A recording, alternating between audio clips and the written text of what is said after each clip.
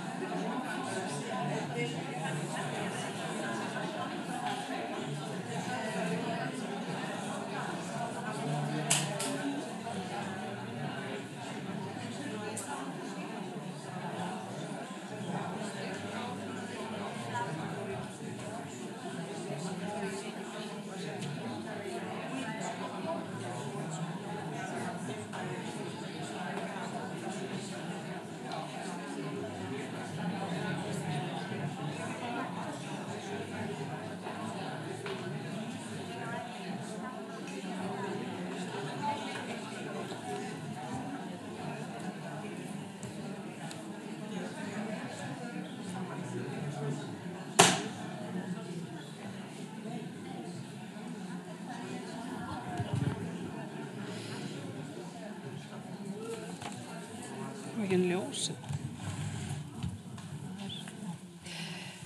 Kæru gestir, ég býð ykkur hjartalega velkomin hingað í Þjóðminjasafn Íslands á Málþing sem við höldum í tilefni af þeirra bókaútgáfu og sýningar sem stendur yfir í Þjóðminjasafninu.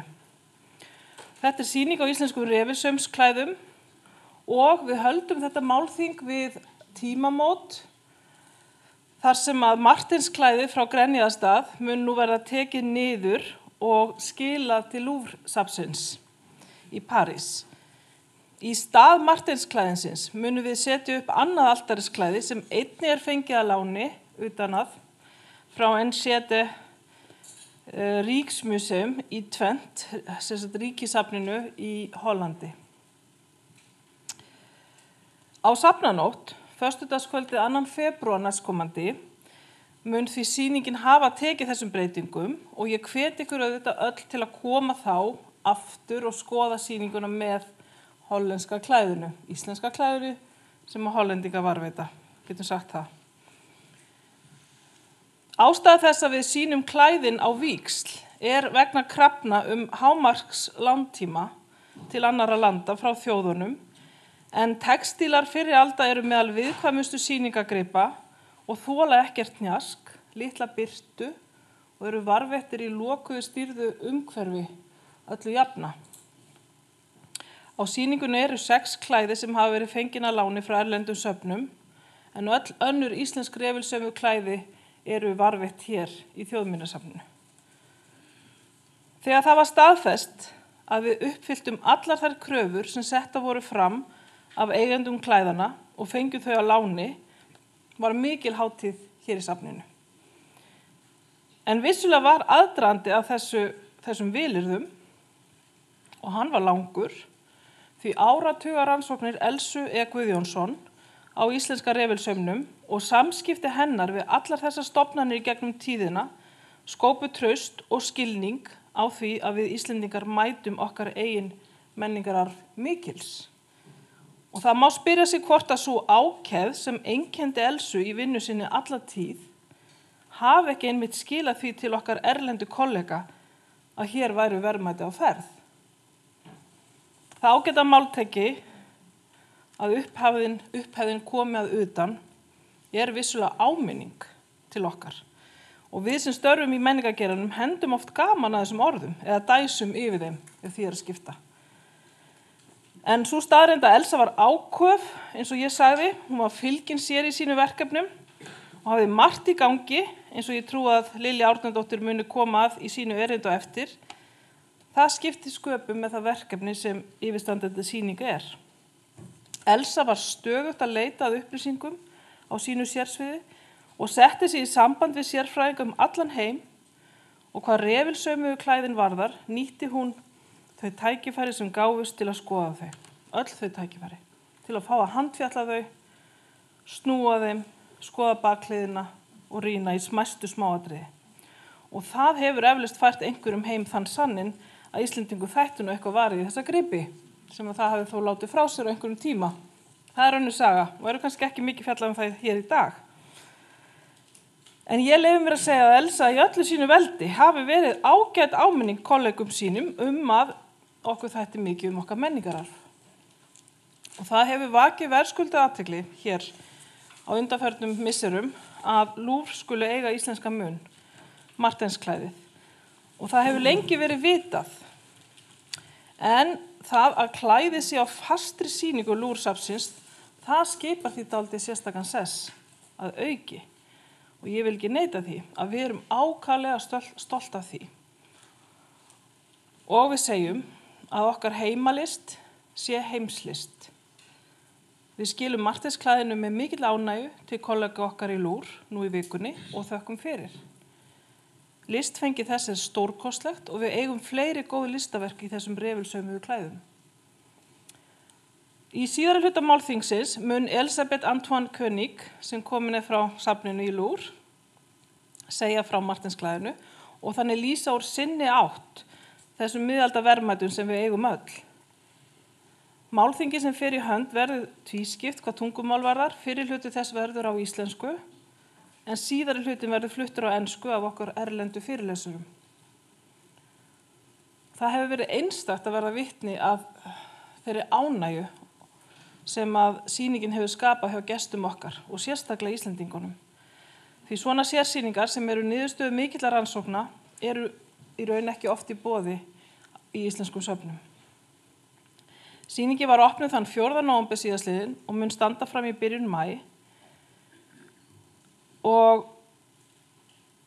sýningin og útgáfan sem kom í haust með rannsóknum Elsu voru í raun sá hápunktur sem við settum fram á 160 ára afmælisári Þjóðminjasafns Íslands. Fólk hefur flykkst á leiðsagnir og ýmsar spurningar hafa vaknað við skoðun á þessari miðaldalist sem við eigum og það er mjög hvetjandi fyrir okkar starfsemi hér í Þjóðminjasafninu og í rauninni fyrir fræðasamfélagi allt vil ég meina. Það er vinna sem felst í því að halda menningararfinum á lofti, svo fjölbreyttum sem hann er og þessi vinna og sú vinna, hún hverfur aldrei frá okkur. Þetta er verkefnið. Yngri kynslóðir eiga jafnvel erfitt með að skilja það ríkidæmi sem kirkjan var hér á Íslandi á fyrrveröldum og setja það í samhengi við annað. Við fáum að í trú í erindi Steinunnar Kristjánsdóttir eina birtingamynd af stöðu kirkjunar eins og í erindi Sigríður Guðmarsdóttir, vænti ég. Og eftir því eins og ég segi verður töluð enska og þá hefur Elisabeth frá Louvre Dagskrána og svo mun Margrét Kormak fjallum helga menn í íslenskum klæðum eins og heiti erindis hennar segir. En síðasta erindi er ákveðin sérstaða því Elsa beitti sig fyrir því þegar tækni var komin á það stig að geta greint aldur út frá lífrænu efni að íslensku klæðin yrðu öll aldursgreind með þeim hætti. Ég veit að þessi þáttur í rannsókn hennar var mjög tímafrekur og kostnaðarsamur og í erindi þeirra Árnýjar Erlu Sveinbjörnsdóttur og Jan Heinemeier fáum við enn aðra sýn á vísindin og kynnumst úr átt raunvísindana. Ég vil þakka öllum þeim sem koma undirbúningi þessa málþings en einnig nýta tækifæri svona í upphafi áður en ég afhendi Ágústu Kristófersdóttur stjórnina og þakka fyrirlesurum sem þekktust boð okkar að koma og taka þátt í því rannsóknarstarfi sem Þjóðminjasafni stendur að eins og með því málþingi sem hér mun eiga sér stað í dag. Mér það auðvitað sönn ánægja að það komið dálítið óvart að Elisabeth sem talar ensku og frönsku, hún ætlar að sitja allt málþingi, þannig ég ætla bara, og Jan skilur ágætlega íslensku, þess vegna ég tala rólega. Mér langar bara, Elisabeth, je voulais vous remercier d'être ici avec nous, d'être prête à parler de votre côté sur la tapisserie de Granny Staur que nous avons emprunté avec plaisir. Et je viens de dire aux Islandais que nous sommes tellement fiers d'avoir ce textile islandais au Louvre et dans l'exposition. Et j'espère que ce textile va continuer à être exposé au Louvre parce qu'il y a beaucoup d'Islandais qui vont au Louvre, pas seulement pour la Joconde, mais aussi pour voir des choses islandaises. Donc, au moins pour les Islandais, nous sommes très remerciés.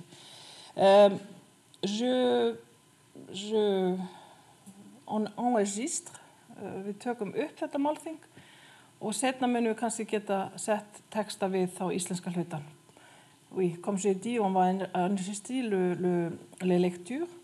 Et comme ça, on va peut-être mettre les sous-titrés. Comme ça, on peut montrer au monde la richesse qu'on a ici en haut du Nord, en Islande. Merci. Merci Elisabeth d'être avec nous. Og þakka þér, Jan, ég segi þá íslensku og öll því sem eru komin líka langt að og gestur okkar líka. Þakka ykkur fyrir að koma og vera svona mörg í dag. Gjör svo vel, Ágústa.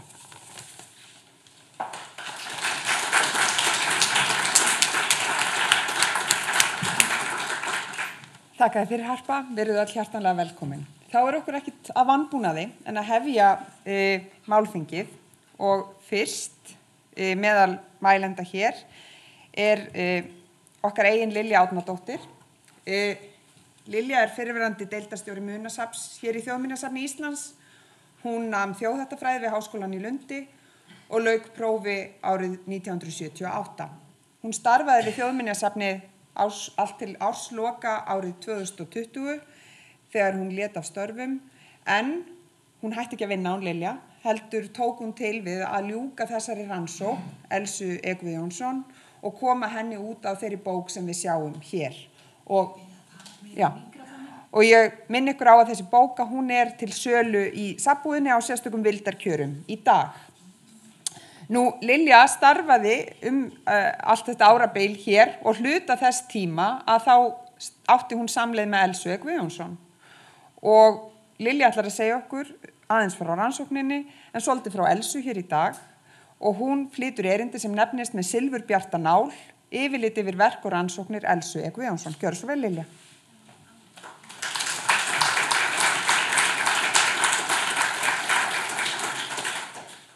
Takk ykkur fyrir. Já, býttu nú við. Nú þarf einhvern veginn að koma þessu upp á skjáin, elskurnar mínar. Já. Svona. Ok, gott. Komiði blessu og sæl. Einhver ykkar hef ég síðan fyrr hér í sölum safnsins, því að á mínum langa ferli hér, að þá, ég vil helst vera bara eins og ég sé í ædol,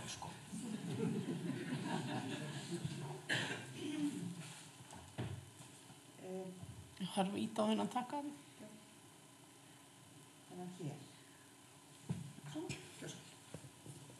Já. Titill þessa innleggs minns í dag valdi ég að hafa með silfurbjarta nál. Það fjallar sem sagt eins og sagt við verðum rannsóknir og feril Elsu, en orðin valdi ég með tilliti til þess að nokkrum sinnum í ræðu og riti vitnaði hún til línu í kvæðinu Nýársgjöf Guðríðar litlu Gísladóttur eftir Stefán Ólafsson skáld og prófast í Vallanesi. Kvæðið telur 46 erindi og það 39. hljóðar svo. Og hér sé ég að konur sitja með handavinnu. Bið ég þú lærir bestu hannyrðir, sem auðar eik ætti að kunna. Sitja í sessi með silfurbjarta nál, í kvistu góma og krota allan saum. Þetta erindi runni hlaðið merkingu því að fyrst þurft að krota munstrin á strigan og svo framvegis. Þannig þetta en ég veit ekki hverjir fá svona kvæði í Nýársgjöf lengur. Fyrsta dæmi sem ég rakst á tilvísun Elsu til kvæðisins var á sýningu hér í safninu árið 1976. Sú sýning var þáttur okkar þjóðar í sýningu Evrópuráðsins sem haldin var í Antwerpen og sú hét brúðkaup og brúðarskart. Þar var margt af textíl og af búningaskarti. Guðríður litla Gísladóttir var fædd 1652 og þá átti fyrir henni líka að verða biskupsfrú í Skálholti. Hún giftist Þórði Þorláksinni, var tengdadóttir Þorláks Skúlasonar, þess biskup sem refilsaumaður á portrettinu á næst yngsta verkinu hér upp í sal. Hún lést svo 1707. Fyrir utan það að hafa svo mér fannst svolítið gaman að vefja því hérna inn því að Þjóðminjasafnið faðmar allt. Jarneskar leifar Guðríðar voru grafnar upp í Skálholti 1954 og eru hér nú til frekari rannsókna. En silfurnálúsið á myndinni átti einmitt Guðríður, en það kom til safnsins árið 2009 fyrir tilstilli Elsu sem hafði komist á snoður að veri gæti að eigendur þess sæju hagi því að tryggja varðveislu þess til framtíðar í Þjóðminjasafni Íslands. Og það varð úr. Elsa var víða með ekki klærnar, heldur var hún bara með hugan opinn. Og síðast en ekki síst þá hét sýningin sú seinasta sem Elsa kom að í lifanda lífi hér í safninu, hún hét með silfurbjarta nál. Sú var opnuð hér í safninu síðsumars 2006 og óhætt að fullyrða að þá hafi verið mörkuð spor sem reyndust heilladrjú þótt nokkuð löng væri. Í tengslum við hana var ákveðið að Þjóðminjasafnið gæfi út bók refilsaumuðu verkin sem Elsa hafði unnið að mjög lengi, allt frá námi sínu við Washington Háskóla í Seattle sem lauk 1961 með mastersritgerðinni A Study to Determine the Place of Icelandic Medieval Couches and Embroideries in European Needlework. og í þetta verk mjög oft vitnað til í bókinni. Viðfangsefni málstofunnar í dag að auðga og fjalla refilsauminn, samfélagið þar sem hann var unninn og varðveittur. Eitthvað var til þess að tæknin viðhélst hér fram eftir öldum, þótt hún hafi lítt ef nokkuð verið iðkuð á 18. og 19. öld. En refilsaumurinn gekk í endurnýjun lífdaga með tilkomu kvennaskóla á 19. öld. Það í sjálfu sér segir okkur að einhvers staðar lifði í klæðunum og mér dettur bara í hug núna að það væri gaman að skoða hvernig hann hélst við líði. Fyrir fáum árum gerði Kristín Smith-Ásir Jónsdóttir mastersritgerð útsjónsspors en fjallar ekkert refilsaum. Efni prýðilegra ritgerðar Kristínar geti nýst þeim sem fást í skráningu á textilum í söfnunum. Og nú keppist fólk eða konur líklega í flestum tilfellum við að sauma út refla á nokkrum stöðum á landinu, það njála, vatnsdæla, lagstæla og áfram heldur þetta mun örugglega halda hringinn. Þarna 2006, þegar þessi sýning var haldin og við Ágúst áttum nú drjúgan þátt í, síðan þá voru liðin 15 ár frá því Elsa hætti störfum og hafði þá lengi unnið að útgáfu bókarinnar sem kom út á haustdögum árið 2023 og sem undirrituð hafði hönd í bagga með allt frá hausti 2006. Í upphafi þessar aldar tókst safninu að fá styrk frá Rannís til þess að standa straum af C14 kolefnisgreiningu á sýnum úr flestum klæðunum, bæði heima og heiman. Það verk gekk greiðilega, fyrst var það að fá heimildir til sýnatöku hjá eigendum klæðana sem í öllum tilvikum brást starfsfólk viðkomandi safna vel við og það nú ekki leiðilegt núna að okkar fundur, okkar Elisabeth var fyrst í París 2005 eitthvað svo leis að tala þræði, we met for the first time in Louvre og þetta gekk, var það ekki? Já. Og þetta gekk mjög vel að fá þessar greiningar framkvæmdar eins allan tíman var með okkur Elsu á hliðilínunni Árni Sveinbjörnsdóttir sem bauð Jan Hænimæjur upp í dans við greiningarnar sem lauk með grein sem birtir í bókinni með verkum handanna. Það sem okkur efst í huga í dag refilsaumuðu klæðin sem varðveittust og rannsóknarniðurstöður Elsu leiddu til þess að þau eru samankomin á einni sýningu. Þau voru áreiðanlega fleiri til, mörg fleiri, það vitna skrifaðar heimildir en nákvæmlega hver og hvar þau voru óljóst. Orðið refill kemur fyrir í gömlu íslensku og norsku máli en orðinu refilsaumur sér fyrst stað í íslenskri heimild, Sigurðar rekistur á Hólum 1550. Refla getið í 98 fornbréfum, máldögum frá 1230 til 1569 og í fornsögunum á 4 stöðum og svo í annálum og búalögum. Allt þetta rekur Elsa í inngangskafla bókarinnar og sem hún vann upp úr skjölunum, uppskriftum, máldögum og víðar. En víst að heimildirnar þegja margt sem var. Birting niðurstaðna Elsu einmitt hvatning til frekari rannsókna og leitar að klæðum. Framtíðin mun leiða í ljós hver árangur verður af þeirri leit. Refilsaumur tækni sem nefndir tvöfaldur lagður saumur sem hefur þá eiginleika að mögulegt að móta myndir, líka við pensildrög með nál og þræði og saumgrind notuð til að nú fer ég fer alltaf öfugmegin í þetta, þið þekkið það. En þetta sem sagt íslensku refilklæðin 15. Af þeim, þau eru kirkjulegs eðlis, þau hafa guðfræðilegt innihald. Það eru 10 altarisklæði og þau eru þetta frá lokum 14. aldar til þeirra 16. Það aðeins einn refill og hann frá 15. öld. Altarisbrún frá 17. Andlitsmynd frá 17. Og svo það högul eða róðumynd á krossi frá 17. öld. Þannig að þessi tækni lifir, það sést í þessum verkum, en eins og ég sagði þá vitum við ekki alveg með allt. Meira var áreiðanlega til.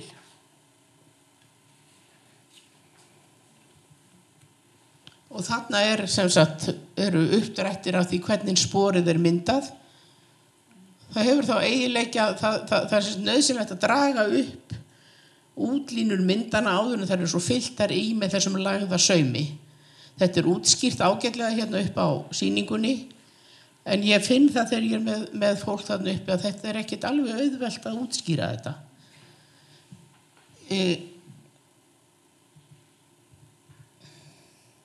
Þetta er nú bara handarverk Elsu sjálfrar hérna. Því hún sat iðulega við sauma og notaði hverja stund til þess að rauninni að, hvað allir þetta heiti, það er að taka þátt með virkum hætti í því sem maður er að skoða. Þetta kvikindi saumaðan út hérna í kaffitífum ábyggilega og hlýtur að geta talist hluti af rannsóknarvinnunni. Og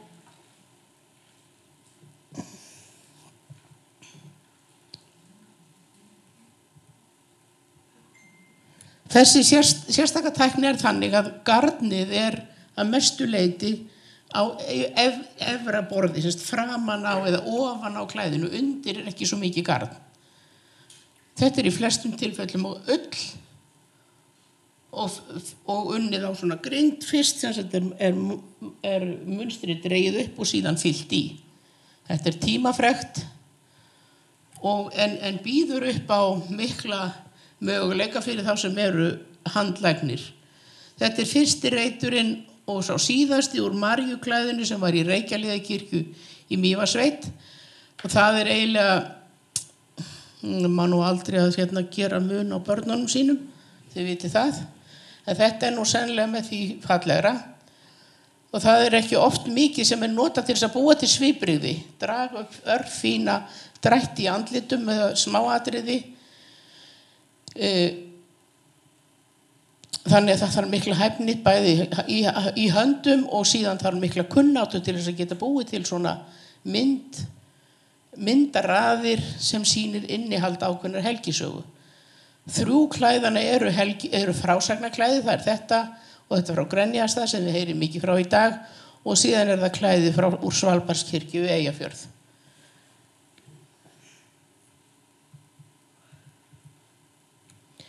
Nú Elsa, hún, sem sagt, þetta spratt ekki upp úr engu.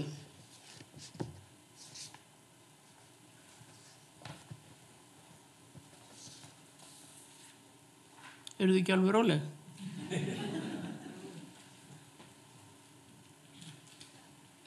Já, ég kann þetta nefnilega orðið pínlítið utan að.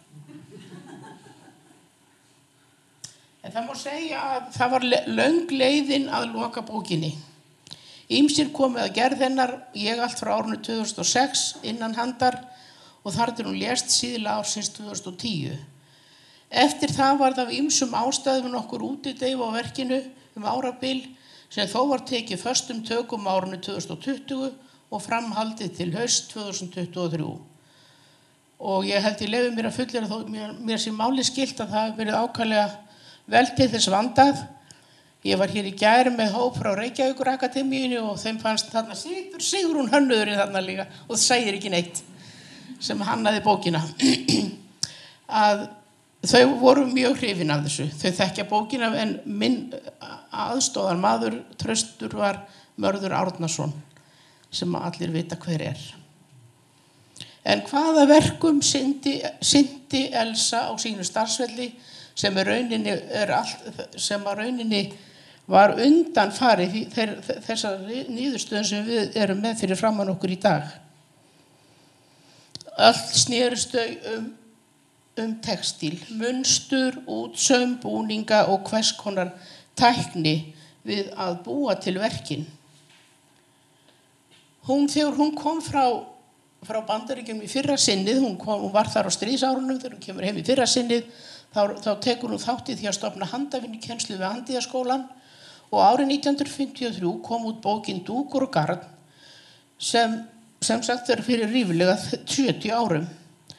Þetta er litla rít hérna, það lætur heldur minna yfir sér heldur en hérna með verkum handanna. En hér er þetta efnisfræði, spor, þetta er hérna vefna og vefnaða gerðir, vélprjón og prjónaefni, litun, ull, bómull, hör og svo framvegis, silki og gervitrefjaefni. Viðfangsefnin voru víða og þeirra sér best stað í langri ritarskrá Elsu sem hún hélt utanum til hinsta dags, en það gerir gegni núna eða leitir.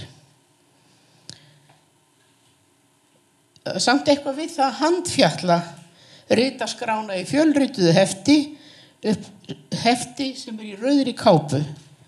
Við sem þekktum Elsu vitum hvað hún hélt upp á rauða litin, jólalitin. Elsa skrifaði greinar í kultúrhistorisk leksikon for nordisk miðlala sem vel reynast við rannsóknir í miðaldafræðum. Hún á einar 11 greinar í því leksikonu á árabilinu 1966-77 og þar lúta sjálfsíða textílum og táknfræði og aðferðum við í handíðum. Fjöldi greina birtist í húsfræðinni og oft efni sem ekki til á prenti og ekki enn, og þar væri víða hægt að bæta við og spreyta sig til úrbóta. Dagblöðin birtu greinar og pistla, eftir hann og ekki má gleyma tímaritinu Hugur og hönd sem hið merkasta tímarit, meðal annars þau efni sem voru Elsu hjartfólkin. Sjónabækur og munstur af hvers konar tagi, vefnaður og kljásteinavefurinn, spjaldvefnaður og bandvefnaður, prjón, hekl og ábreiður. Og ef það yfirleitt var að einhver textíl þá var Elsa komin á staðinn. Og ekki má gleyma búningafræðan og þar sem hún hafði yfirbyrð þekkingu og miðlaði hennar til annara. Hún á sinn stóra þátt í þeirri endurvakningi sem íslenskir kvenbúningar fengu á 20. öld, þegar eldri gerðir búninga voru aðeins til í Þjóðminjasafninu. Hennar vinna hefur þróast áfram og nú verður ekki annað sagt en slík starfsemi sem blómað land allt. Margir hafa ánetjast iðjunni og búningar eru saumaðir undir handlersku sérfræðinga sem kunna góð skil á búningasögu og allir þeirri þekkingu og færni sem búningasaumur krefst. Elsa tók mikið þátt í samtökum textílfræðinga í öðrum löndum.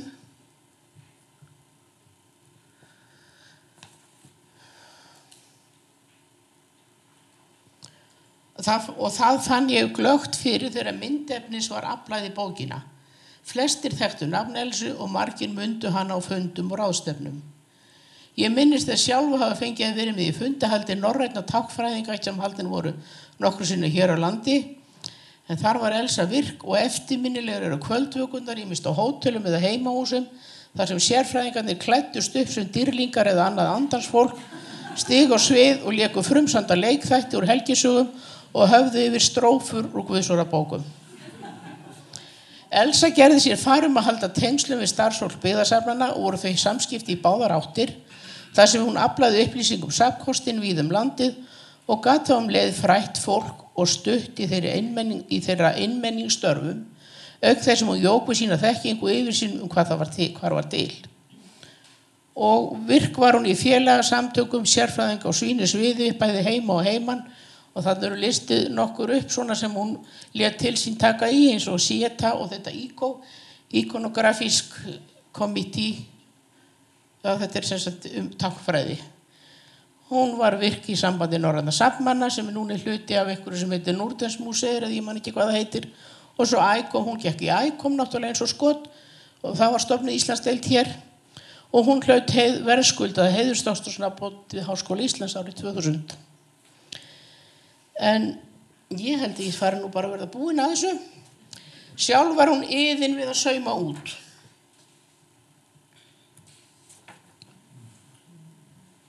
Að skapa verk sem hún notaði sér ágæta menntun í sögu og listasögu, menningararfin. Og eftir hann liggur fjöldi útsemur að mynda smárra og stóra sem hún gekk fallega frá. Eftir starfslok 1994 tók hún á ný af alvöruði refilsömsklæðin og áranginn getur að líta í titnefndri bók sem og samnefndri sýningur hér uppi sem vakið hafa verðskuldið athygli og gaman verður að heyra hvað málshefjendur hafa málefni að segja í dag. Það ágætt að enda með tilvitninu til minni reyna að tekja samstarfsmanna að henni genginni. Árni Björnsson skrifaði: Þessi ofurnákvæmni var ein helsta ástæða að höfuðverkefni hennar, refilsaumurinn sem hún hafði unnið í hálfa öld, var ekki enn komið í prentun þegar hún lést. Og Þór Magnússon skrifar: Verða nú aðrir að ýta því úr vör sem hún hafði komið á fremsta lunn. Við safnmenn tölum mikið svona táknmálum og myndlíkingarnir eru teknar við úr atvinnulífi og andlega lífinu. En nú hefur góður árangur nást og takk fyrir mig.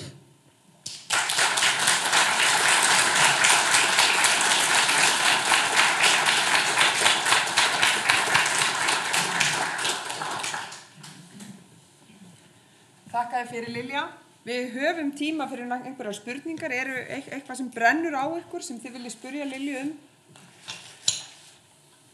Já. Þakka þér fyrir, Lilja. Mjög gott erindi og ég var sérstaklega glöð með að minnast þess hvað hún var mikil hannyrðarkona. Hún var sísaumandi og þess vegna fékk ég vil ekki vera neikvæð, að reyna að eiga hvað þess. Þess vegna fékk ég hland fyrir hjartað. Ég opnaði bókina, að lesa hana, hún frábæra inn í haldi, en frágangurinn, bókbandið á bókinni, finnst mér hræðilegt. Og ég held að Elsa snúi sér við í gröfinni ef hún sér nokkuð tíma þessa bók. Þess vegna ég búin að fara með mína bók til bókbindara, því að hún alveg, ég var svo hissa því hún svo utan, hún svo illa bókbundir. Ég skýring á því. Já, ég ætla kannski að fá bara að eiga þetta samtal við þig á öðrum vettvangi, bara af því að þetta kannski fjallar annað hér í dag, en ég þakka þér kærlega fyrir ábendinguna. Þetta handavinna Já. og þetta virðing við Já, ég þakka þér kærlega fyrir ábendinguna og við munum alveg algjörlega að taka hana til greina. Þakka þér fyrir. Eru fleiri spurningar? Þetta heitir svissneskt bókband, þessi aðferð sem að notuð. Eru fleiri spurningar? Já, Margrét, gjör svo vel. Bókbandið. Bókbandið gerir miklu auðveldara að ljósrita bókina. Og það sko í takt við Elsu, hún ljósritaði mikið. Hún líka liggur svo óbúslega vel á borði opin, maður tekur eftir því. Já. Það eru sem betur fer kostur og gallar við allt. Eitthvað fleira sem þið viljið tæpa á við hana Lilju hér, áður en við höldum áfram? Þá þakka ég bara fyrir, Lilja. Það máttu bara setjast. Takk fyrir.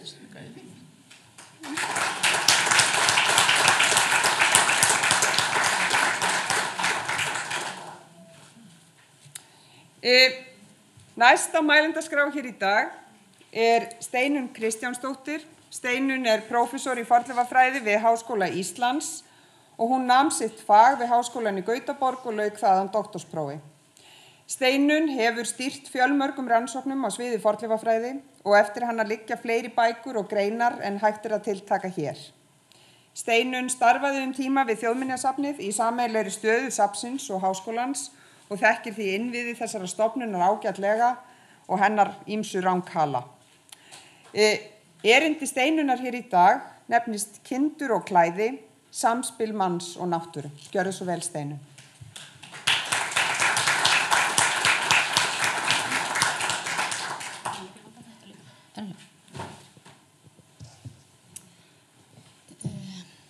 Þjóðminjavörður og kæru gestir.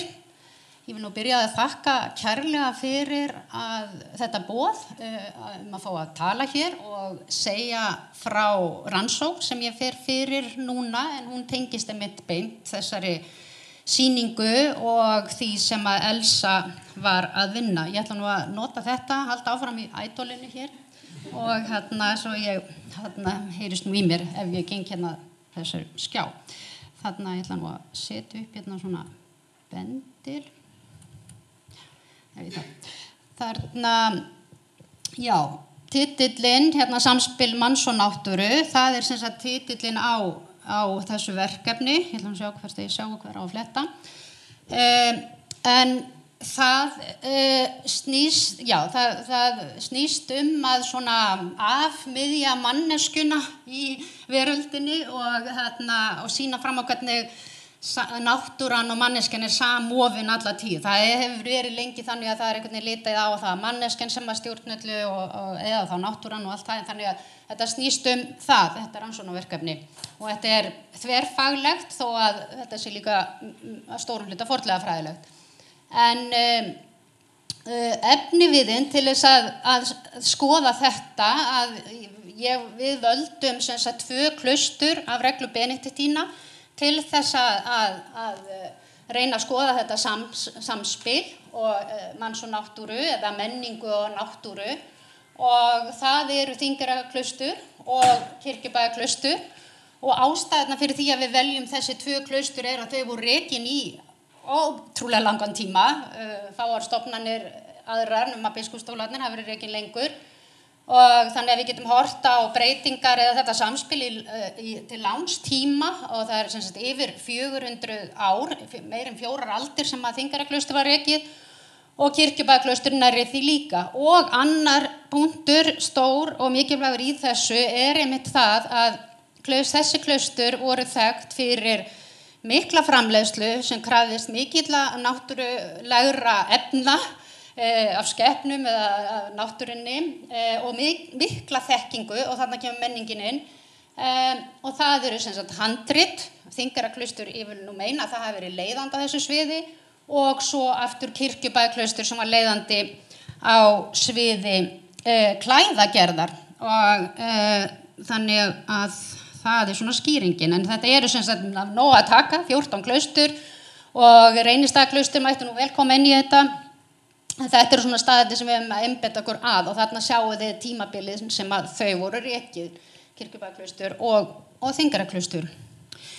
Nú aðeins meira þetta en það var nú þannig og ennþá svo sem að kirkjur þurftu að eiga kirkjuleg rit en þau þurftu líka kirkjuleg klæði og ég nú verið að reyna að benda á það sé nú kannski minni munur á einmitt handritum og klæðum heldur en oft hefur verið talað og þetta nú hérna Kópavogshús en kannski frá Kirkjubæjarklaustri, ég veit það ekki, en þannig að þetta eru alls konar klæði og það var líka þannig að klaustrin og sérstaklega Benediktínaklaustrin áttu beinlínis að útvega nágranna kirkjum, bækur og klæði og þarna kemur inn þessi verkkunnátta og það bókleg þekking bæði í klæðagerðinni og handritagerðinni. Og svo við tölum ekki við getum talað líka verðlagninguna, þetta eru svo verðmæti hlutir, klæði og bækur, þetta mjög svipað svona við flokkum við sitjum í ykkur verðflokka, þetta sem sagt álíka verðmæt og góður hökull hvað kosta eina meðaljör og mér skilst að svona klæði eins og altarisklæðin sem á sýningunni að þau hafi geta kostað einmitt 3 jarðir eða svo. En það svo að því að þið sjáu að ég að tala nunnuklaustur og svo munkaklaustur á Þingeyrum og nunnuklaustur í Kirkjubæ, að það talið að konur hafi unnið við klæðagerð frekar en karlar. Ég veit nú samt að það einhver kollega mínir sem alltaf að reyna að finna kvenskrifara, ég ekkert í þeim eltingarleik, mér finnst bara frábært að þær hafi unnið allir þessi flottu klæði og alveg sama þó að það ekki komið nálægt handritunum en við vitum það ekki alveg en það virðist vera að það hafi fáar unnið við ritun en aftur á móti að rita sögur klæði. Ég ætla aðeins að koma inn á Reynistaðaklaustur að einmitt þetta en ég ætla bara að undirstrika það, ég ekki að halda því fram að það séu bara að það séu nunnuklaustrin hafi bara komið að klæðugerð og kirkjulegri heldur það náttúrulega biskupsstólan líka og svo eins og kemur nú fram á sýningunni það eru hugsanlega konur sem að lifðu fyrir utan klaustrin sem að koma að gerði einhverja þessa klæða og það náttúrulega til mjög margar gerðir að klæðum og ég ætla ekkert að fara yfir það en mér finnst mjög fallegt orð sem hún Elsa notar yfir frásagnarklæði, það það sem við sögurnar í, en síðan þetta kirkjuklæði, en svo má ekki gleyma vaðmálsgerðinni sem allt annar handleggur, sennilega. Hann eiginlega, það þessi gjaldmiðillinn, vaðmálsgerðin, en svo sem sagt klæðagerðin sem með útseimi kirkjuklæðum og þess áttar, en það þurfti náttúrulega vaðmál líka í það, en það virðist vera svona sérhæfing á stöðunum og ég veit að kollegi minn, Ragnheiður Traustadóttir hefur verið að grafa í Seyðisfirði undanfarin ár og þar virðist nú bara vera komin fram svona framleiðslu staður fyrir vaðmál, hugsanlega þá fyrir útflutninga þetta náttúrulega gjaldmiðillinn og af því að það að sjá það líka bara á gerð snældusnúðan á fleiru hvað bendir til þess að það verið að búa til útsemsbandi eða hvað verið að búa til vaðmál. En og svo langaði mig að bregða þessu fallega klæði upp með nafnið Sólveigar Hrafnsdóttur, abbadís Reynistaðaklaustri í því, en þetta ekki á sýningunni. Sennilega hefði enda þar ef að það hefði tekist að klára það, því það greinilega eftir að fylla í refilsauminn. En það mjög fallegt, það hérna uppi á sýningu.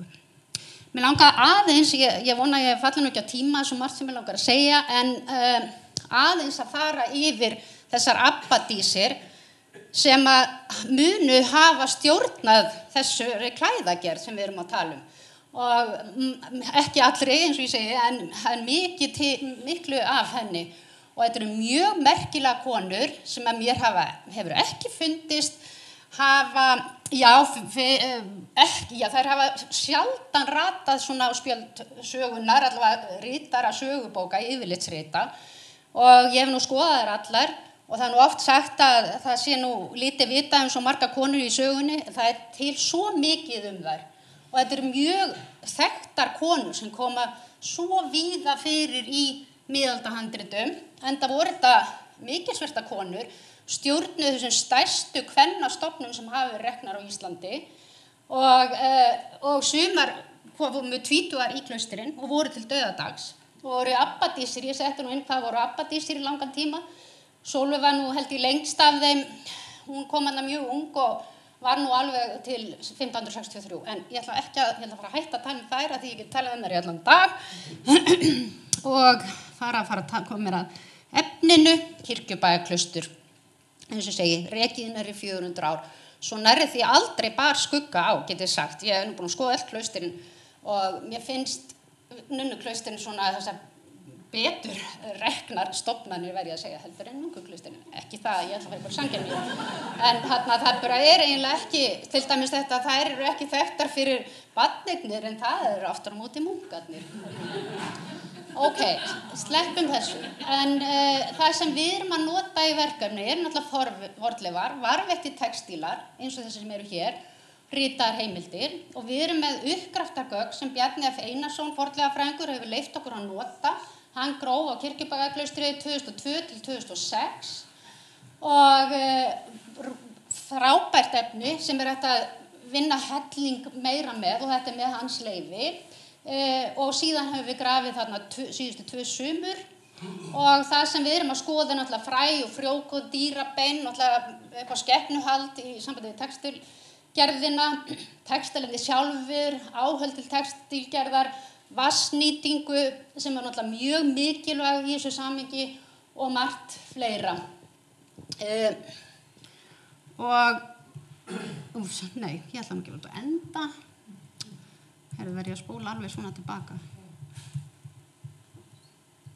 Kannski eftir að setja upp gleraugun, sjáðu ég ætla að segja alveg hellingi. Heyrðu, þetta bara hélt áfram. Ég var komin hingað með verkum handanna.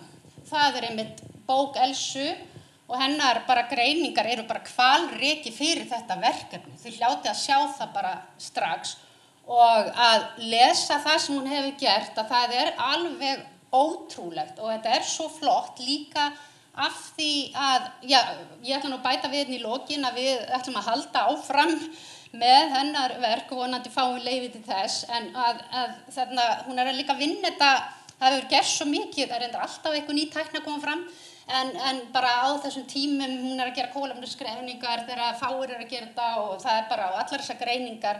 Þetta bara ótrúlegt, en þetta eina klæði sem að Elsa, og ég náttúrulega sammála henni að sjálfsögðu, að þetta sé frá Kirkjubæjarklaustri. Og svo ég fara aftur að tala um abbadísirnar, þetta tíma með aldursgreininguna hennar Elsu, og að þetta getur hafa verið Halldóra Runnarsdóttir abbadís, þegar það var gert að þetta sé á hennar tímum, en mér langaði líka, því þið vitið, að Kirkjubæjarklaustur var ekki síst þekkt fyrir sína klæðagerð, en það var þegar Vilkinn biskup vísiteraði í Kirkjubæjarklaustri 1397, að hann kemur í klaustrið og sér handverkið, eða það sem þær eru að vinna, og hann hrífst svo af því að hann pantar sem sagt klæði fyrir Skálholtskirkju, held ég, dómkirkjuna, allavega fyrir fyrir, setur hans í Skálholti, þannig að hann getur hafa séð þetta sem sagt, af því að aldurinn nefnilega bara akkurat þessi tími. Og mér, að því þú varst að tala mætti gera eitthvað milli barnanna, en mér finnst þetta fallega Lilja. Þú gerir? Já, en nei, þau eru öll alveg frábær. En hann getur hafa séð þetta og það pantað þetta. Ég ætla að vona ég ít ekki þarna á ennarti. Svona.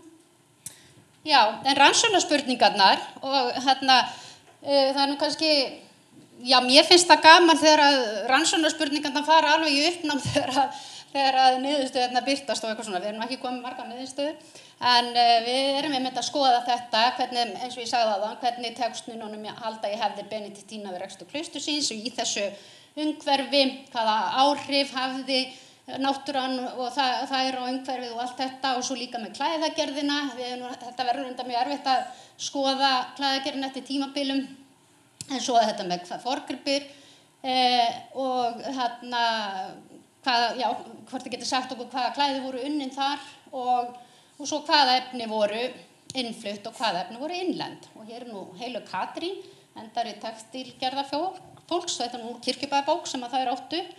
Það var nú líka líkneskja henni í Þingeyraklaustri. En ég hef verið að skoða, og þetta ég nú búin að sýna áður, að ég var að taka saman hökla og messuskrúða og altarisklæði sem eru til í klaustronum hérna fyrir nokkrum árum og þá rak ég augun í það að Kirkjubæðaklaustur á 24 hökla.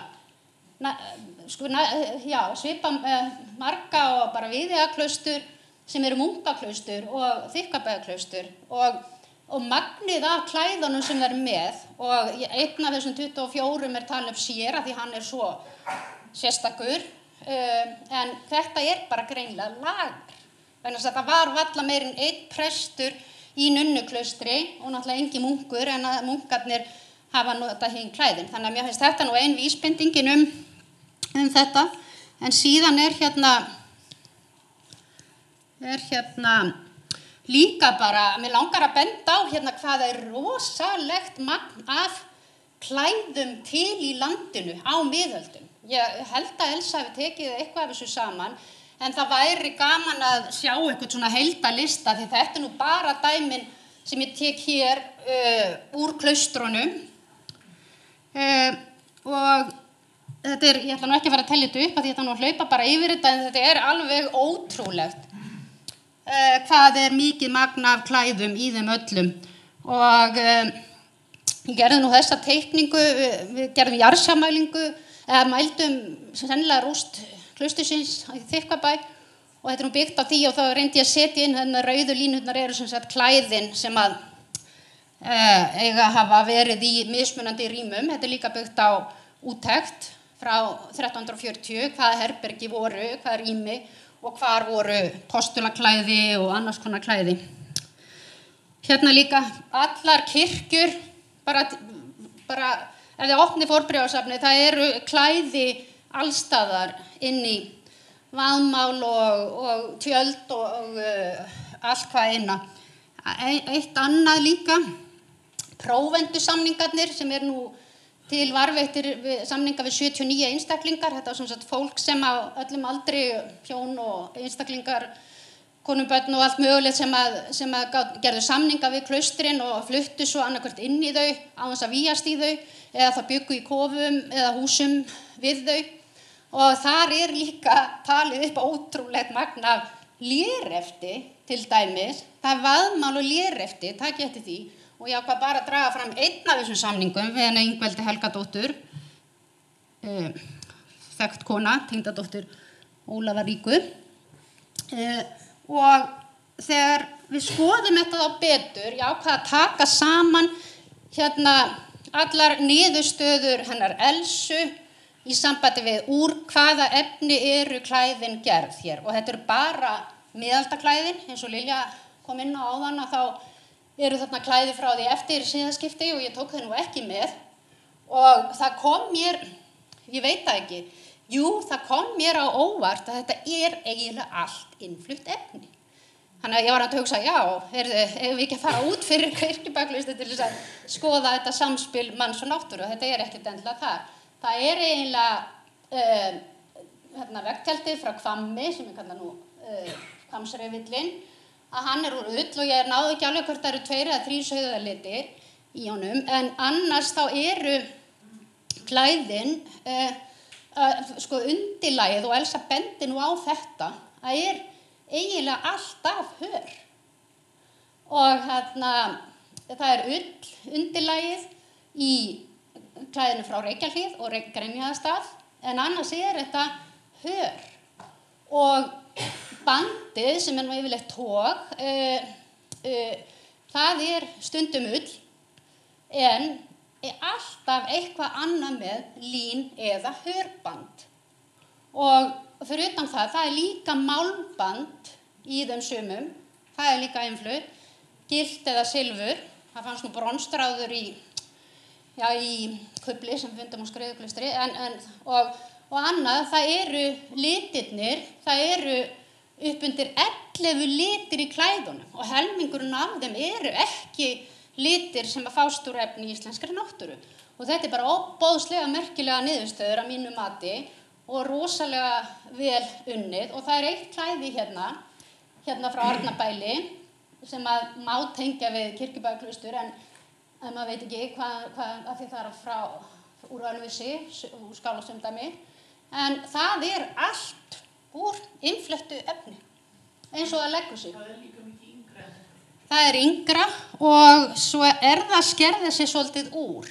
Það nú ekki mjög góð myndaði, hræðileg, okay. En en má velta fyrir sig, var það flutt inn tilbúið, eða var það efnið í það flutt inn og það unnið hér, og það var nú doktorsnemi minn sem að skoða nunnur í Niðarós erkibuxtan, ég held hún sé ekki hér, að hún tók eftir því að það eins og þessi hálfklárað, en Elsa bendir á að þetta geti verið að það hafi dottið af sem sagt saumsporin, og það spurning að það eru svona línur, og þannig að það skiptir máli upp á það ekki var að senda hálfklára klæði til Íslands eða eitthvað þannig, ég veit það ekki, en þetta bara mjög merkilegt. En ég ekki að halda því fram að hin klæðin hafi verið öll innflutt. Ég held að bara efnið í þau séu blanda af innfluttu og innlendu efni. Og ullin, svo ég komin að kindunum og í þessu erindi mínu, og þetta nú band frá Margrétu Ísberg sem situr hérna, ég keypti það af henni og hún litaði það sjálf. En það einmitt, mér finnst, kem kannski ekkert á óvart að útsvömsbandið yfirleitt úr toginu, eins og hún Elsa komst að. En það væri fróðlegt að vita hvaðan kom ullin. Og þetta eitthvað sem við getum greint með ísotópagreiningum. En ég gerir ráð fyrir að hún sé íslensk. Og þið sjáið hér þetta hvað þær í Kirkjubæ að Klaustri voru með marga kindur. Það með lömbum sem vantar reyndar þarna, þá þetta 1400 fjár, 1343 þarna. Það skera sig úr fyrir þetta, þannig að það og ég tel að það hafi verið út af ullinni. Það reyndar náttúrulega til, og eins og ég segi, það fleiri að vinna úr ull heldur en þær, en þarna, þetta áberandi mikið, og ég held að íslenska ullin sé það góð að það hef ekki þurft að flytja hann endilega inn.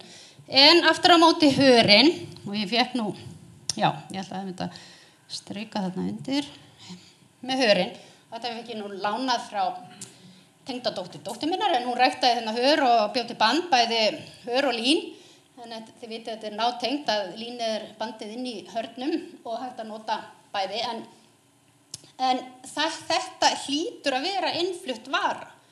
Vegna þess, ég bara hoppa hæð mína, nei, ég ætla ekki að lofa ykkur svona, ef verður hægt að komast að því að hör hafi rækt af Íslandi, en það hægt, en það mjög erfitt. Af hverju að gera það þegar það svona pínull hér, og vandamálið það búið að gera svo mikið af frjókornagreiningum og frægreiningum, og það eru frjóin fljúa og fræin þetta niður, þið vitið, og við erum búin að skoða þetta, það ekki nein fræ og engin frjókorn af hör hérna. En það fannst sennilega hör í Seyðisfirði, en þá svona hör sem verið að vinna, þið vitið, flutt inn þá hörin til vinnslu hér. Mér finnst þetta bara óbúslega fráleitt allt saman, en það sem sagt ekki, það línagradalur rétt hjá Þingeyrum, en okkur vantar mikið meira til þess að geta haldið fram, þetta var ræktað í Svíþjóð, til að geta haldið fram að þetta hafi verið ræktað hér. Nú svo komum við að áhaldunum, snældusnúðarnir, helmingur af snældusnúðum sem hefur fundist á Íslandi frá miðöldum eru innfluttir. Nálabrýni, og enda nál hérna, beinnál, ég ætla nú ekki að halda fram að hún hafi verið brýnd með þessu brýni, kannski silfurbjartnál, en brýnin eru innflutt líka. Svona beinnálar hafa fundist allt Norður-Atlantshafssvæðið. Þetta náttúrulega dýrabein, það getur verið hvað sem en nákvæmlega eins nálar. Og svo klæðismerkin, við þegar fundið 5 klæðismerki við uppgreftin á Kirkjubæjarklaustri, en þetta eru svona merkin sem eru fest í innfluttan hör til dæmis, klæðin, og eru oft með við hefum ekki geta fundið hvað þau eru, en yfirlit stimpill í þessu, þetta bara eins og merki hérna í flík í dag, og 5 þegar fundist þessi sömur. Nú þarf ég að flýta mér og ég held að vera og síðan það fannst vefstaður, leifar á vefstað á Kirkjubæjarklaustri líka, og það má líka velta fyrir sér einmitt þetta, vefstaðir eru náttúrulega alls konar, og skoða það betur hvernig það fundist prjónar, og spurning hvort þetta séu elstu prjónar á Íslandi, og við fundum líka prjónar, það kemur 1500 til landsins.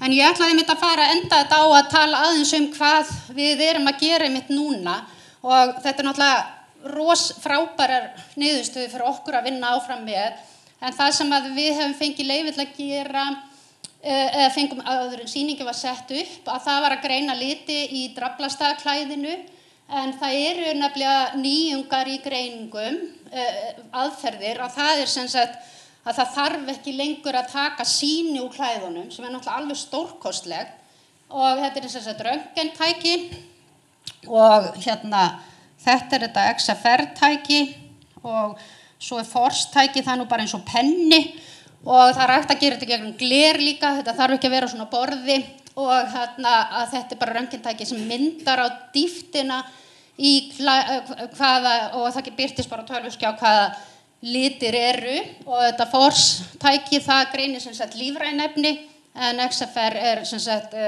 steinefni og málm og þess áttar, eins og til þess hvort það gull eða silfur í klæðunum, og það við verið að gera þetta sama við handritin, búin að greina öll handritin frá Þingeyrum til dæmis, og þarna vorum við að greina liti í draflastaðaklæðinu, og það kom í ljós að það blái liturinn var úr vót, litunarklukku, og rauður og matter, og þetta eru bæði umfluttir litir eins og svo margt annað, og það rækta þetta hér litunarklukku, en sama, það hefur held í 1 fræ fundist á landinu í uppgrefti, og það hægt en það erfitt. En svo notum við tækifæri og greindum hérna Maríulykkjaskil frá Skriðuklaustri, og það litirnir í því að það var sem sagt búið hreinsað og af, og það grænn og rauður og blár og fjólublár. Hún var sem sagt í svona litum eins og í draflastaðaklæðinu. En sjáu þið bara líka talandi myrkar miðaldir. Klæðin eru öll svona, handritin líka. Það svo miklir litir. En það sem við erum að skoða, ætla alveg að vera búin, að við erum líka að skoða svona hugsanlega endurnýtingu, sérstaklega sem frásagnarklæðum, hvort að þeim hafi verið breytt í altarisklæði ákveðnum síðari stigum, og þið sjáu til dæmis hér og Elsa bendir nú þetta greinlega bætt við jafnvel eftir, og það mismunandi svona skápönd myndi ég kannski vilja kalla það meðfram, og við höfum skoðað til dæmis Svalbarðsklæðið og röntgenmyndaða til þess að þetta að það þurfi ekki að fara að skoða bakhliðina hvort það sé búið að stækka eða minnka, en það svona sérstaklega áberandi finnst mér að það hafi verið bútur úr öðru klæði. Það sést nú bara kantarnir, ég vann nú lengi á saumastofu, þannig að ég þekki þetta nú svolítið sjálf, og svo vantar hérna hálfar hring, það rauður hringurinn upphafs, aðalpersóna í þessum bút, og þetta nú greinilega kona að mínu mati, og ég hef nú lagt fram það kenningu að þetta sé saga Ólafar ríku, þetta allavega virðist ekki vera kirkjuklæði, þannig að það gæti hafa litið svona út, en þetta það sem við erum að skoða. Og síðasta glæran, einmitt þetta, klæðagerð á miðöldum, þetta náttúrulega samvinna stórs hóps fólks, og að nunnuklaustri skiptu gríðarlegu máli í þessu gerð kirkjuklæðana. Og greinilegt að innflutningur mikill og það þarna samskipti mikil, hráefnið og svo líka, það sem Elsa gerir líka svo vel í bókinni, að finna fyrirmyndir myndverksins og þetta allt eiginlega nema kannski svalbarsklæði þá og klæði frá hólum sem svona einhverja erlenda fyrirmyndir, náttúrulega hólaklæði með íslensku biskupunum og þetta náttúrulega tíska líka og ég bara hef verið að vinna þetta kort og velta fyrir mér einmitt þetta, mér hefur alltaf fundist Ísland vera svona pínlítil eyja einangruð eitthvað slag Atlantshafi, allt í einu var hann svo stór fyrir mér þegar ég horfa á hann á kortinu og ég verið að spurja kollega mína eins og mér þekki í Þrándheimi hversu auðveldara hafi verið auðveldara að fara til Íslands á miðöldum heldur en að fara til Oslóar. Jú, það var auðveldara eftir að seglin komu nota bene úr ull að það var auðveldara að sigla og að fara frá Noregi til Íslands var ekki flókið vegna þess að þú sást alltaf til lands, Hjaltlandseyjar, Færeyjar og svo alla leið til Grænlands. Þannig að nú stækkar ramminn í þessu verkefni og ég held að við þurfum að fara að líta meira út fyrir landsteinana í þessu. Takk fyrir mig, mér finnst ég bara að tala óbúslega lengi.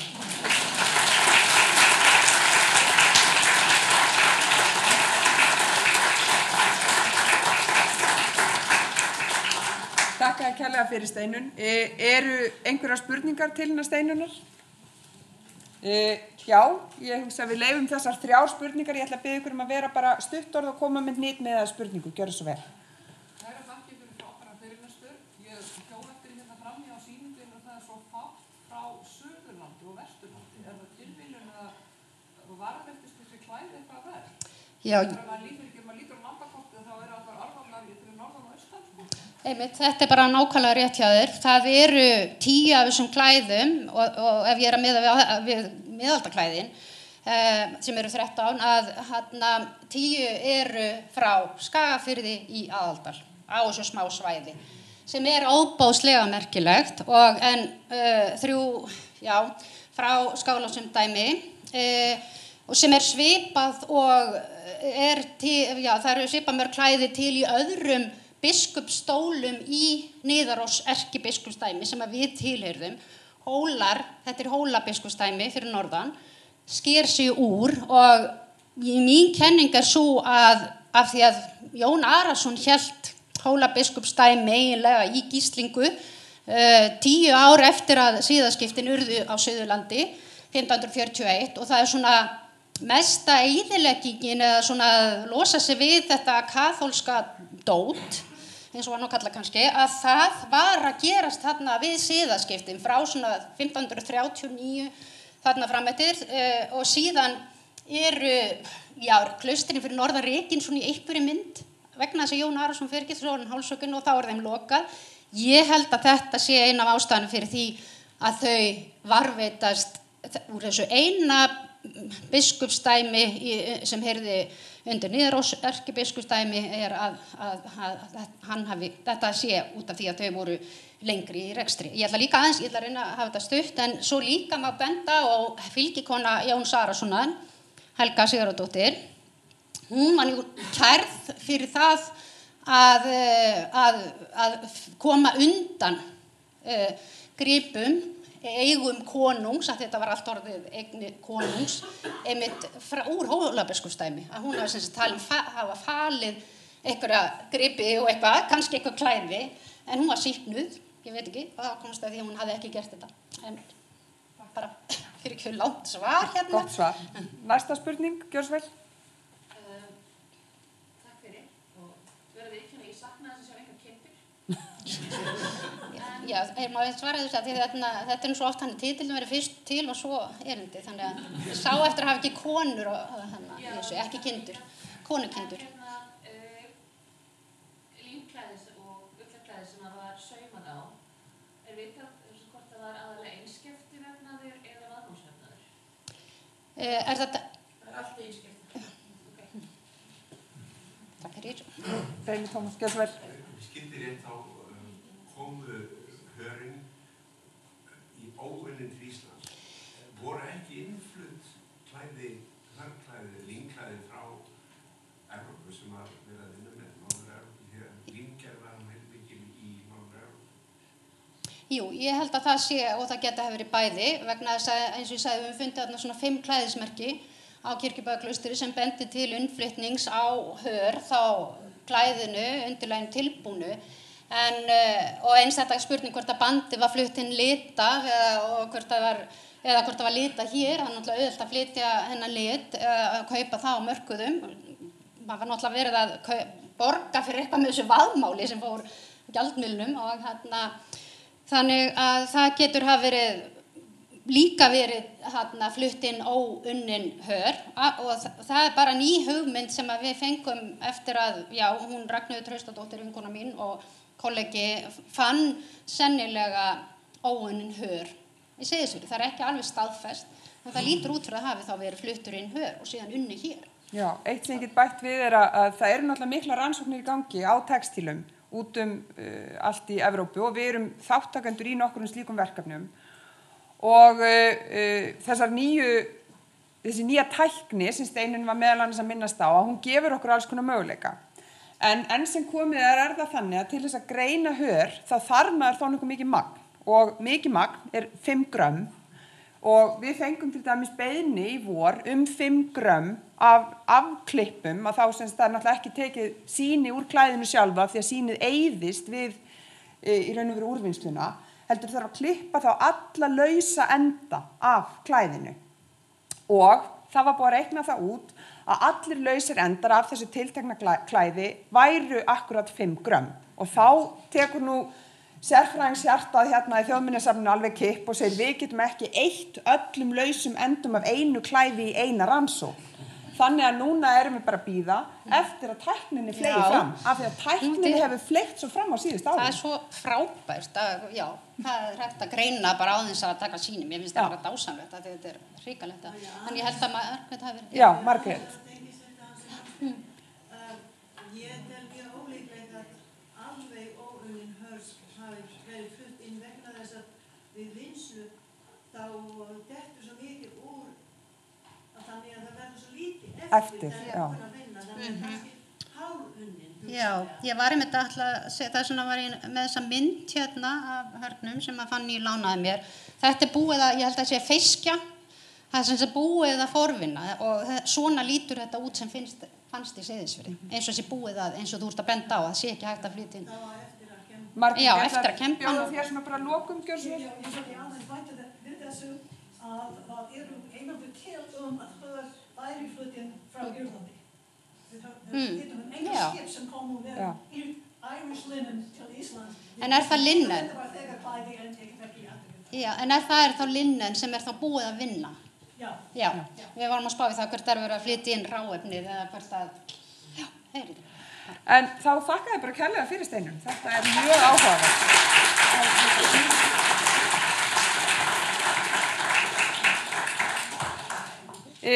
Þá er komið að síðasta fyrirlesaranum hér í íslenska hluta þessa málþings.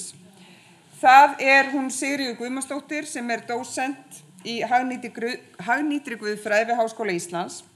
Hún nam guðfræði við Háskóla Íslands á sínum tíma og lauk síðan doktorsprófi frá Drew University.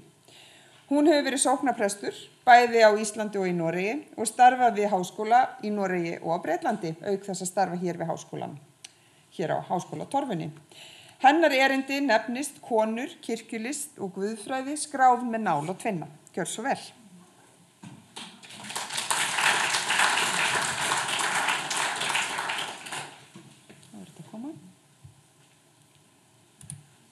Gjör svo vel.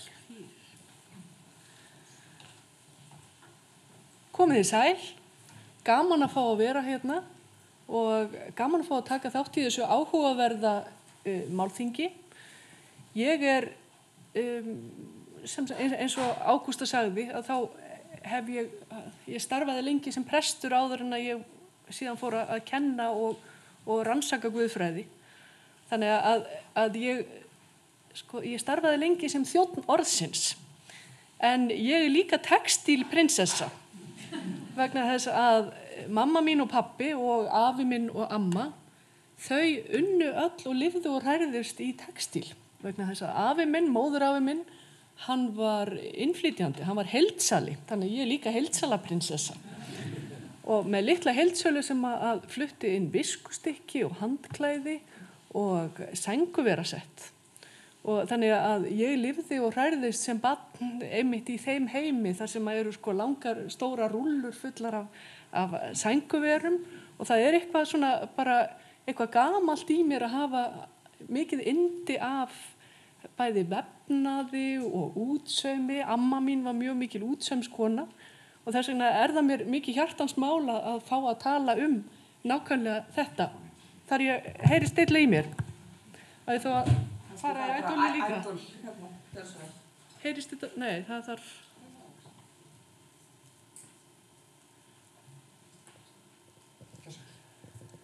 Takk. En ástæðan fyrir því að ég nefni þetta með ömmu og afa og viskustykkin sem að ég er alin upp með er svo að það virðist oft vera svona ákveðin glíma á milli textans og svo textílsins. Það hvað sé það sem sé hægt að taka mark á? Hvað er það sem að raunverulega er látið ráða? Og við sjáum þetta meðal annars í sagnfræðinni og hér á Íslandi er náttúrulega gríðar mikið af sögulegum textum og það eru svona svolítið þeir sem að stýra mjög mikið og það sem er trúað á og þetta er eitthvað sem að mér finnst meðal annars Steinunn hafa verið svo dásamlega og góð í að nýta efnisheiminn meira til þess að koma með dálítið aðra vídd. En þetta þekkjum við líka úr guðfræðinni vegna þess að guðfræðingar eru ofboðslega uppteknir af texta og sem orðsins þjónn þá hef ég löngum verið það líka en nú fæ ég svolítið tækifæri til þess að tala um textílinn og hvernig það að hugsa guðfræði öðruvísi. Þess vegna tala ég guðfræði sem er skráð með nál og tvinna. Ég er bara dálítið upptekin að þessu. Vegna þess að það gefur mér tækifæri á að augra svolítið því hvernig ég er vön að hugsa guðfræði sem er alltaf þessi guðfræði textans. Derrida sagði á sínum tíma að það væri ekkert utan textans og það sem hann meinti með því var að það var alls ekki það að það væri bara takandi mark á texta, heldur einmitt að allt væri texti í sjálfu sér. Og Steinunn myndi mig á það áðan að þessi skemmtilegu orðsifjar á milli texta og textíls, fyrir ekki að ég er að ræna þér þeim góða frasa, en af því að þú notaðir hann ekki þá hendi ég hann á lofti. En við tölum aðeins meira þetta á eftir en ég er sem sagt bara svolítið mjög upptekin af þessari pælingu hvernig breytist guðfræðin við það að þegar hún er skráð ekki með prenti eða með penna heldur með silfurnálinni sem að Lilja talaði svo fallega áðan. Og mér langar líka, svo ég setji ákveðin varnagláður en ég fer af stað, er að ég fyllist ákveðin í minnimáttarkenndi yfir þessum frábæri erindum sem að hér hafa verið flutt vegna þess að þau tala beint inn í það sem að hér hefur verið rætt og þau byggja á gríðarlega miklum rannsóknum sem staðið hafa yfir í áratugi. Það sem að ég er að flytja ykkur er kannski meira rannsóknir sem að eru að verða til eiginlega bara meðan við erum að tala saman. Þannig að ég er að eiginlega bjóða ykkur inn í það sem að ég er að hugsa upphátt og pæla. Ekki það að ég sé að byrja að hugsa þetta núna, heldur að það sem að ég er sérfræðingur í, sem að er annars vegar guðfræði og hins vegar svona kynjavinkill á guðfræði og að það eru hlutir sem að tengjast umræðuefni málþingsins en sem að ég hef svona smám saman verið að draga inn og nýta mér þetta málþing einmitt til þess að pæla svolítið í því. Þannig að ég er bæði að koma úr öðru fræðasviði heldur en flest önnur sem að hér tala af því að ég er ekki miðaldafræðingur en ég byggi á rannsóknum sagnfræðinga og fornleifafræðinga og þeirra sem að rannsaka efnisheiminn. Þannig ég ekki komið með bæði belti og axlabönd og þið lítið til mín með mildi þó svo ég sé ekki með alveg jafn mikla glærur eins og þær hinnar og get ekki sýnt fram á þessar rosalega flottu rannsóknir. Ég alveg í sjokki yfir þessu. Fyrst langar mig aðeins til að tala konur og guðfræði og sem náttúrulega gríðarlega stórt svið og flókið ef maður ætlar að velta fyrir sér hvaða áhrif konur hafi haft í kirkju og á kristna guðfræði í gegnum tíðina. Af því að það eru náttúrulega bara mörg svör við því sem að tengjast annars vegar að konur höfðu ekki sömu tækifæri eins og kallar en að þær hafi alltaf á öllum tímum haft svona kannski sköpunarkraft og áhuga á að koma sínu á framfæri en hafi alltaf þurft að semja sig að og skera sér stakk og aðeins að víkka út stakkin og gera hluti á daldið annan hátt heldur en sá stakkur sem að köllunum var skorinn á sama tíma. Og mér langar til að nefna þessa 2 guðfræðinga sem voru eiginlega alveg gleymdar á siðskiptaöld en hafa orðið mjög vinsælt rannsóknarefni guðfræðinga á 20. öld og 21. öld og meðal annars út frá nýjum áherslum í vistguðfræði. Og önnur Hildigerður af Bingen, svo stórkostlega abbadís sem var fjölfræðingur og var bæði tónskáld og ljóðskáld og hún var grasafræðingur og hún var líka mikill guðfræðingur og svo Julian of Norwich. Og þær voru með alls konar hugmyndir sem gætu orðið aftur mjög mikilvægar. Og mér langar til að nefna það líka að þegar við tölum konur sem guðfræðinga fyrr á tíð að þá það mjög oft í gegnum kristna dulúð sem að þær hafa rödd og mál. Vegna þess að í mystíkinni að þá gátu konur vísa til þess að hafa bara fengið prívat sýn frá Guði og þurftu ekki þá að hafa gengið í gegnum, þurftu ekki að vera langskólamenntaðar eða hafa alls konar hluti sem að kallarnir höfðu aðgang að en ekki konur á sama tíma. Þær gátu ekki orðið prestar til dæmis. Og Hildigerður, hún talaði, í sínum skifjas að þá talar hún heimseggið, hún með svona kosmíska sýn, þar sem að hún ímynda sér veröldina og allan kosmósin sem egg. Ég ætla að tala aðeins meira, ég ætla að sýna ykkur aðeins meira þá eftir. Og hún á líka þetta dásamlega hugtak grænleiki, eða viriditas, sem var svona grænt afl sem að blómgaði og lífgaði allt. Og Hildigerður, hún talaði líka tengslin á milli alheimsins í stækkaðri og smækkaðri mynd, þar að segja makrokosmos og mikrokosmos. Og hún lyfti upp konum og þætti þeirra í sköpunarverkinu. Og vegna þess að það svo mikið sem til eftir Hildigerði að þá heilmikið þarna það hvernig konur geti verið gerendur og svo hún eins og ég áður sagði fjölfræðingur. Julian of Norwich sem uppi 3 öldum síðar og Hildigerður í því sem nú Þýskaland og svo Julian á Bretlandseyjum að hún uppi á miðöldum þegar að líkaminn fyrir að verða svo gríðarlega mikilvægur. Þessi óbáslega svona grafíski áhugi á líkamannum, á hörundi og alls konar svoleiðis. Og Julian á þessa dásamlegu mynd af jörðinni sem herslinetu í hendi Guðs. Og það mikið í hennar guðfræði sem snýst flæði. Hún talar Jesú sem móður. Og svo talar hún líka það að prjóna og tengja, að allur heimurinn sé svona samprjónaður og tengdur saman. Og það tengist líka, sem mér finnst svolítið gaman að sjá, einmitt út af þessu sem við höfum verið að ræða hér, hannyrðir og einmitt þessar tengingar og prjón sem eru hluti efnisheimsins.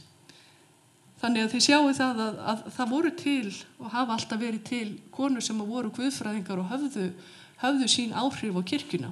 En þurftu kannski að bæði að svona víkka svolítið út þau rými sem að þó voru til staðar og gera eitthvað skemmtilegt þar. En það er ekki endilega samt að það hafi verið vegna þess að það voru þessi rými sem að þeim fundust áhugaverðust. Að það er til dæmis að þegar var farið að skrifa mikið dulúð í byrjun 20. aldar, að þá koma fram svona eðlishyggju alhæfingar það að konur hafi verið náttúrulega áttu auðveldara með að fá svona sýnir. En seinni tíma, til dæmis heimspekingar eins og Grace Jansen hefur talað tengslin á milli annars vegar þekkingar og hins vegar valds, að það skiptir náttúrulega mjög miklu máli hver fær að tala hvað og við hvaða aðstæður. Þannig að það er ekki endilega víst að Hildigerður og Julian og fleiri af mystíkurunum ef að þær hefðu haft möguleika á fleiri stöðum þar sem þau gátu komið skoðun sín á framfæri, hvort þær hefðu endilega sett mál sitt fram með þessum hætti. En þetta voru hinn guðfræðilegu rými sem að þær höfðu aðgangað og þess vegna guðfræðin þeirra sett fram sem sýnir. Og hérna eggið sem ég var að tala áðan og þið sjáið að þessi skipan sem hún talar að hún svona egglaga og þetta dýnamískt egg. Þannig að til dæmis að hérna inni er hérna hnötturinn og svo eru stjörnur allt í kring og eldur þar fyrir utan og svo þessi eldhnöttur sem kemur hérna og fer upp og niður og þetta sem sagt hjálpræðisagan sem er svona dýnamísk og fer hérna niður og þetta Jesús Kristur sem kemur og til jarðarinnar og fer svo aftur eftir sinn dauða. En þannig að þarna eru tengsl á milli Guðs og manns, þar sem að maður ekki almennilega með á hreinu hvað jörðin og hvað guðdómurinn og hvernig tengist þetta allt saman. Þetta mjög áhugaverðar pælingar. En þetta var svona dæmi guðfræði kvenna á miðöldum, annars vegar á 11. öld og hins vegar á 14. öld á 2 stöðum í Evrópu. Þegar við tölum, þetta var það sem ég vildi segja konur sem guðfræðinga og nú ætla ég að tala aðeins kirkjulist og til þess að skilgreina kirkjulist þá finnst mér svo góð skilgreiningin hans Gunnars Kristjánssonar. Hún bara mjög einföld að hann gerir greinamun á trúarlegri list í víðri og þröngum tilgangi og trúarleg list í þessum víða skilningi það bara hver einasta listræna afurð sem að vísar á einhvern hátt til trúartákna. Og það getur verið að sú list sé að gríðarlega gagnrýnin á þá tilteknu trúarhefð. En bara ef það eitthvað svona trúarlegt minni, þá það trúarleg list í þessum víða tilgangi, á meðan trúarlega listin í þröngum tilgangi listin ákveðinar trúarhefðar. Og síðan notar Gunnar Kristjánsson þessa einföldu skýringu á því hvað sé kirkjulist. Það list sem að staðsett inn í helgirými. Það sem sagt listin í kirkjunni sjálfri og í þessu heilaga rými. Og þetta list sem að notuð á tiltekinn hátt. Og af því að ég kenni hagnýta guðfræði, þá ég mjög upptekin af öllu því sem að hefur að gera með iðkun trúarinnar. Og kirkjulistin tengist þannig í helgisiðafræði, af því að það fjallar hvers konar list mátti vera í þessu heilaga rými. Og þarna kemur aftur það sem ég var að tala áðan, þetta með hvaða rými voru það sem að voru konum opin. Þarna ákveðið vald líka sem að velur hvað megi fara inn í kirkjurnar og hvað ekki, hvað þykir vera sómasamleg list fyrir nákvæmlega þetta rými. En þegar ég fór á sýninguna, ég fór fyrst á hana á mánudaginn og svo aftur núna í morgun. Ég var reynda svo spennt yfir þessu málþingi að ég mætti klukkutíma og snemma, skildi ekkert í hvað allir voru rólegir og það myndi enginn koma á málþingið. Þannig ég búin að vera allan morgunin. En í sambandi við kirkjulistina að ég var fyrir svo sterkum áhrifum þegar ég fór inn á sýninguna. Ég veit ekki hvort að þið upplifðu það sama, en þá fór ég að hugsa sko, þessu öllu stillt upp svona eins og listaverkum, en ég sá þau fyrir mér sem tjöld og sem altarisklæði. Og þá fór ég að hugsa allt það fólk sem hefur komið í þessar kirkjur, eins og Grenjaðarstað og Svalbarð og Reykjahlíð í Mývatnssveit og fleiri staði. Fólk sem ekki kann að lesa. Fólk sem aldrei hefur haft biblíu í höndum og bæði að það kann ekki að lesa og það hefur heldur ekki aðgang að þessum bókum og að liturgían að mjög miklu leyti á latínu líka. En sko ég ímynda mér að kannski sérstaklega veggtjöldin sem voru notuð til þess að einangra kirkjurnar svo það væri ekki jafn kaltar, að þau hafi verið hengd á þannig stað að fólk gat séð þau mjög auðveldlega. Það hefur eflaust verið erfiðara eftir því sem að innar var komið og upp að altarinu, af því að þið muni hvernig margar af kirkjónum voru með þessum kór sem var næstum lokaður af, flest eða öll ykkar hafi komið í sveitakirkjur og þar sem að mektarbændurnir sátu innst og svo eftir því sem að fólk sátu utar að þeim mun svona verri þjóðfélagsstöðu hafðu þau. En kannski hafa veggtjöldin einmitt hangið þar líka. Og það bara dálítið gaman að hugsa þessi frásagnarklæði sem hér voru nefnd áðan og hugsa þau eiginlega svona eins og teiknimyndasögur úr biblíunni og heilaramannasögum. Hvernig fólk hefur fengið sína þekkingu á biblíunni einmitt út frá þessum klæðum og lært bæði sögu heilaramanna og líka sögu biblíunar. Og það mjög áhugavert að sjá að í þessum teiknimyndasögum þá líf Maríu í Reykjahlíðarklæðinu einmitt eiginlega stillt upp á mjög svipaðan hátt eins og sögunum líf Jesú. Líf Maríu á pari við líf Jesú. Hvernig ég með tíma? Allt í góðu hérna ennþá? Mér langar til að vitna í bókinans Haraldar Hinnssonar, Force of Words, A Cultural History of Christianity and Politics in Medieval Iceland. Haraldur Hinnsson sem sagt kollegi minn við Guðfræði og trúarbragðadeild Háskóla Íslands og hann gaf út þessa bók 2021 og hún byggir á doktorsritgerð hans og þetta alveg frábær bók, ég mæli með henni.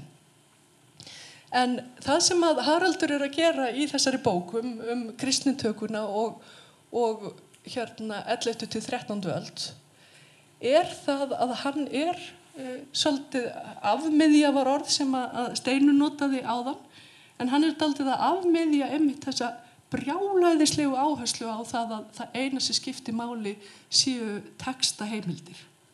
Þannig að hann bæði að nota textagrunnin en hann líka að tala efnislegar heimildir. Þannig að hann að fjalla þarna fjalir frá Flatatungu og Möðruvöllum og hann að tala Valþjófsstaðahurðina og svo talar hann líka tjöld, refla og borða.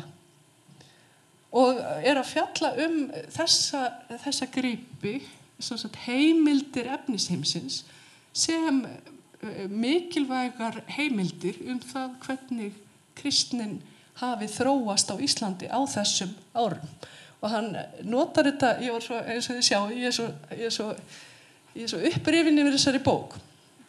En hann orðar þetta á þennan hátt, þetta sem sagt ein undirfyrirsögn hjá honum. Hann talar efnisleika trúarlegrar orðræðu og talar að orðræðan sýni sig í efnisheiminum í fjölum, ofinni skreitilist og helgigripum. Og þá svo gaman að pæla í þessu, hvers konar guðfræði þá skráð með nál og tvinna. Og Agnes Arnórsdóttir, hún hefur líka talað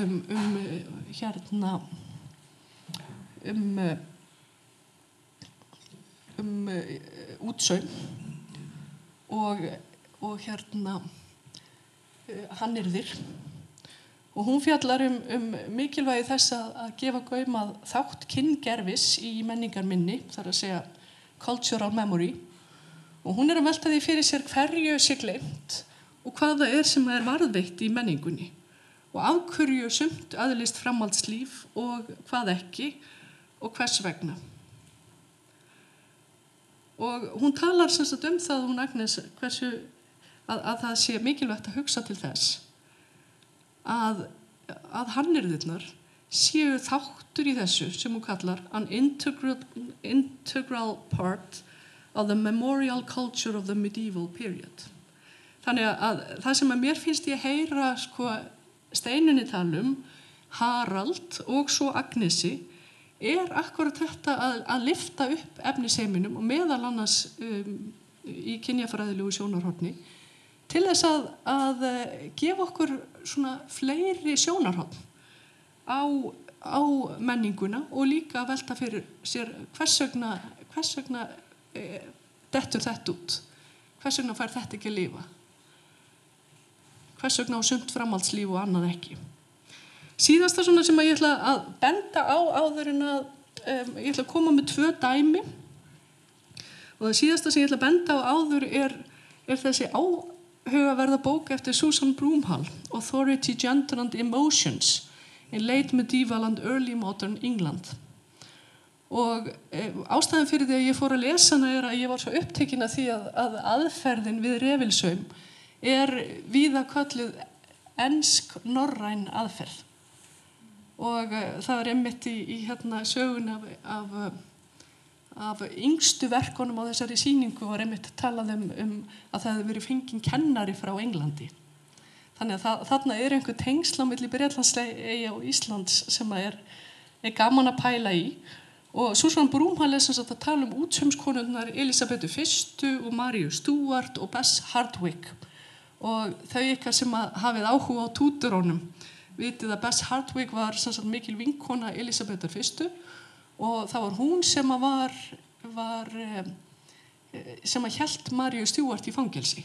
Hún var sem sagt með eitthvað setur og svo satt Maríu Stuart þar bara í rosalega langa tíma þangað til að Elisabeth gafst upp og lét taka hana af lífi.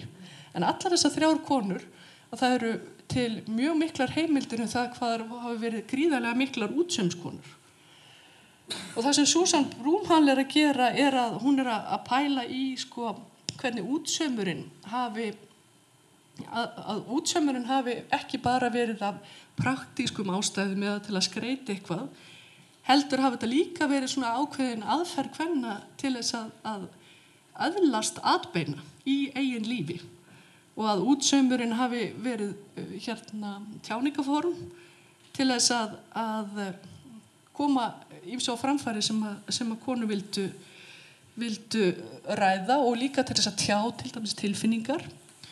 Og hún bendir líka á það sem að ég hafði ekki pælt í áður að akkurat á siðbreytingatímanum að þá hægt að fara að prenta allar guðsorðabækurnar en þá líka hægt að fara að prenta sjónabækurnar.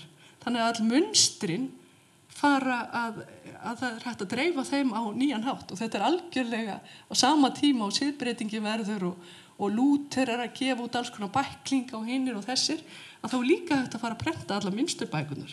Þetta finnst mér alveg stórmerkilegt.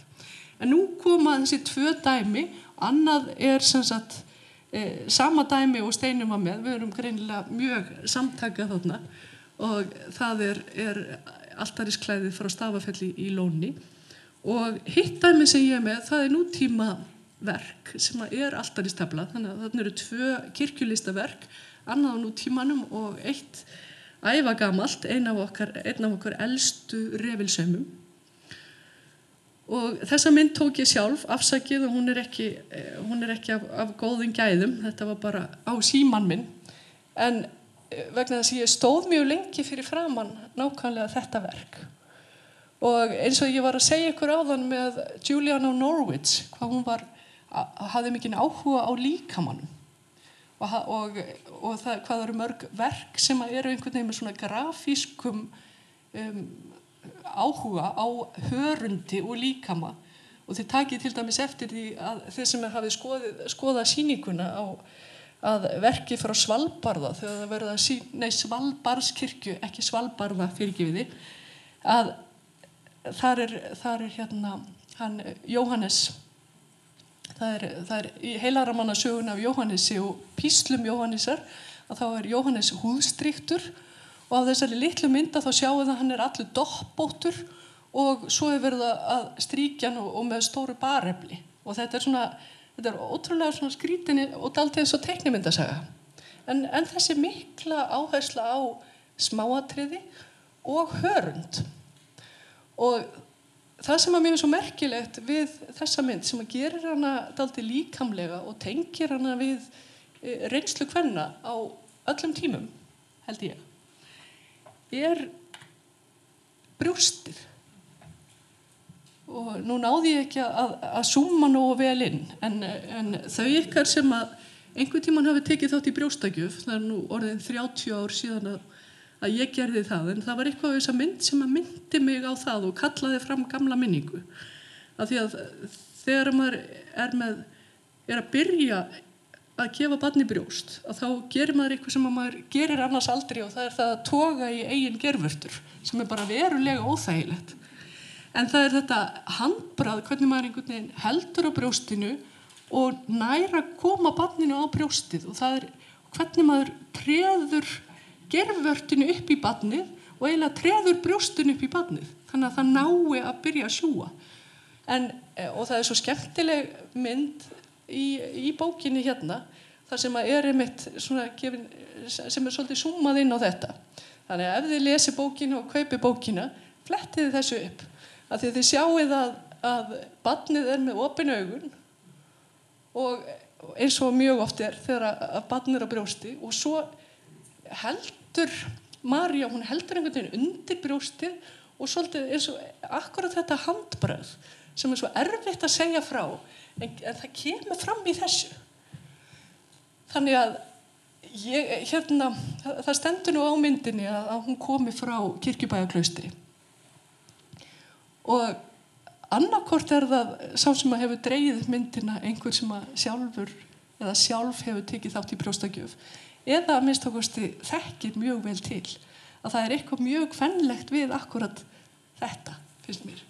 Og síðan að lokum þá langar mig til að benda á mynd eftir hana Kristínu Gunnlaugsdóttur. Ég skrifaði grein í fyrra Kristínu og sálmabókina og þessi grein heitir Sálmabókar sköp, Guðsmóðir safnaðarsöngur og kirkjulist Kristína Gunnlaugsdóttir og hún er í ritinu og það er hægt að skoða hana hún er í opnum aðgangi. Og ég var eitthvað svo upptekin af verkum Kristínar og eyddi sumarfríinu mínu í fyrra að ég bara losnaði ekki við þessa grein og var alltaf að skrifa hana, talaði ekkert við manninn minn. Og ég var annars vegar að velta fyrir mér nýju sálmabókinni sem var að koma út núna 2022 og svo verkum Kristínar. Vegna þess að mjög mikið af töflum Kristínar, annarkvort helgimyndum og síðan altaristöflum, hefur komið inn í íslenska kirkjur og sem að bendi til þess að í lok 20. aldar að þá hafi verið komin upp svolítið mikil sultur af því að það hafi vantað svona kvenlægt myndmál inn í íslenskar kirkjur. Og þess vegna eru 6 altaristöflur í kirkjum og kapellum og það eru miklu fleiri þegar maður fer að telja saman hverjir eru í safnaðarheimilum og í alls konar kapellum og hinum á þessum stöðum. Og Kristín talaði íkonamálun sem innsta kjarna trúarlífsins og var mjög trú sínu verki. En það er eitthvað sem að gerist hjá henni svona í kringu 2008 og hún segir frá þessu í viðtölum að í hruninu að þá er eins og hún breyti gjörsamlegum stíl. Þannig að í staðinn fyrir það að vera að mála svona helgar meyjar með aðferðum sem hafa komið til okkar alveg langt frá miðöldum að þá fyrir hún að sauma út píkur í strega. En hún gerir það oft með mjög svona fínlegu handbragði og hún er mjög markviss að vinna með handbragð kvenna og í strega og svo framvegis. Og þessi mynd er núna altaristafla í kapellu í Grafavogi.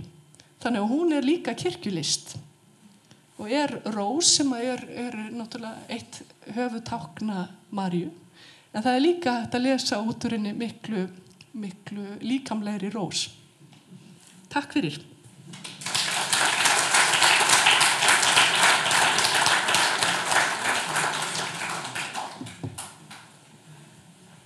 Takk kærlega fyrir þetta, Sigríður.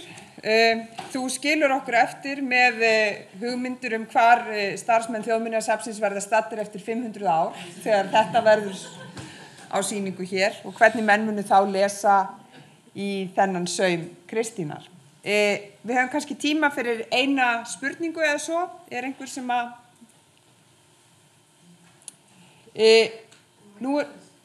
Já, gjörðu svo vel.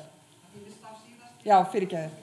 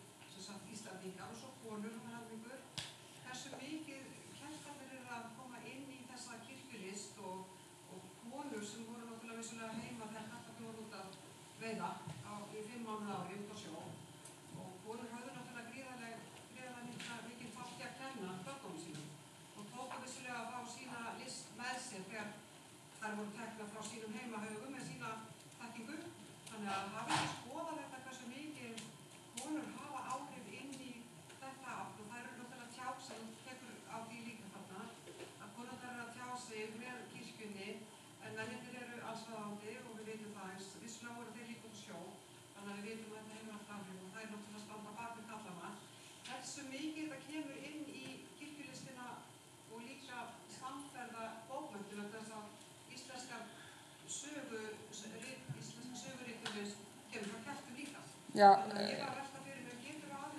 Steinunn býðst til þess að svara. Já. Ég ætla bara að segja, það er ekki búið að skoða þetta, þetta fara eftir að skoða. En ég get sagt þetta að kom hérna danskur textílsérfræðingur og hann er ekki verið mörgum árum að kíkja á textíláhöld á Þjóðminjasafninu og sérstaklega þau frá landnámsöld og Anna Raki róastans bara, hún var steinhissa að þá þetta svo líkt áhöldunum sem hafa fundist á Bretlandseyjum, ekki í Skandinavíu. Og hún var svo hissa en ég hugsaði með henni, já, auðvitað, konur það kom með þessa tækni og þannig að ég held að þurfa að skoða þetta miklu betur og það er spurning hvað þetta lifir lengi og það eru líka fræðimenn sem ég hef heyrt að sem vilja meina til þess handritamenningin sé nú líka það. En náttúrulega textigerði, það kæmi náttúrulega ekki óvart af eitthvað af þessum 60%, já, af þessum konum hafi komið með þetta með sér. Bara. Ég ætlaði bara að segja í lokin að nú var gott að ég skildi setja varnagla í upphafi af því að ég er ekki miðaldafræðingur og Steinunn gat svaraði þessu miklu betur en ég.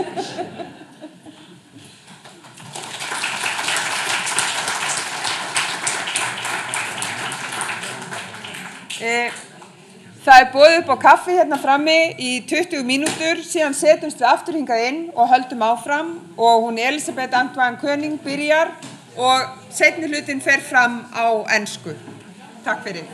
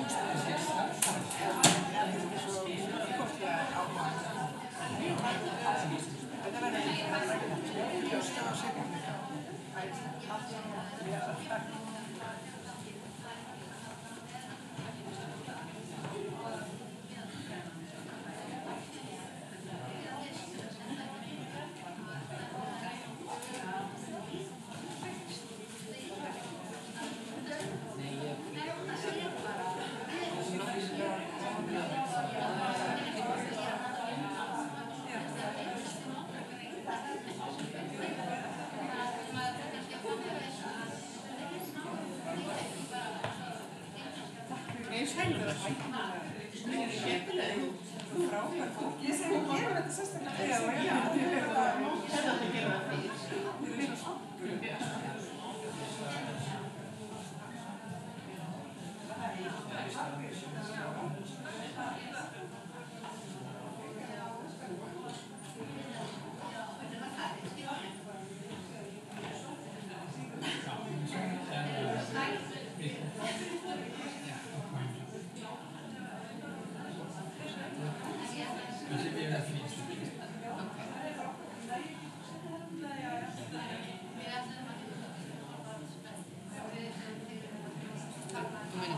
Ja, jamen, det ved hvis man... Ja, det så jeg. Bara spurning hvort maður stendur hér Já, og hver dansar á milli. Þetta var bara þetta er bara í margspennt. Ég sé alltaf, hún er ekki stressað þegar maður þekki það að fólk bara tíma hérna og hlusta á gaman. Það er svo afstressað. Já. Og það er sko, þetta er náttúrulega málþing núna. Sko, það er meira efni sem er okkar á miðlæg. Það er svolítið eftir að sína. Já, það er kannski fleiri. Já, svo er sko 100 ára afmæli Elsu í mars. Já. Og þá hætti ég að gera eitthvað í Já. svo við erum bara svona. Já, nákvæmlega. Það er eitthvað svona, það setjum í svona gerði. Nei. Það er eitthvað kannski sem fengist henni meira. Já, eitthvað svona gerum okkur Sigríður Kristjánsdóttir. Já. Getum mögulega sko eitthvað byrjað að hafa. Það er svona hálf. Já.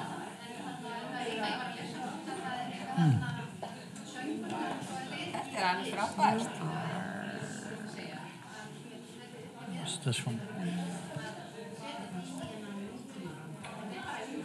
Oh, here we go.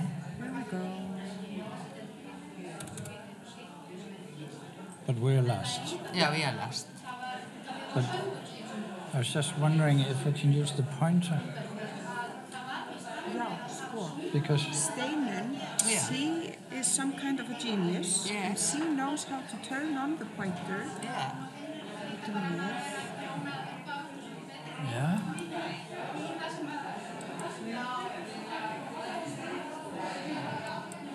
Yeah, I tried the different ones, but laser pointer, yes. Yeah, there you go. Okay. And here it is. Yep. Okay.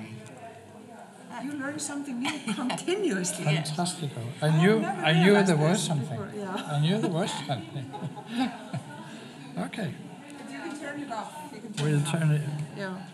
Yeah. Just if you. Well, we'll just put it down Yeah. there. We'll have it ready. Okay. Oh. Den er on, eller hva? Yeah. At least we can put it on.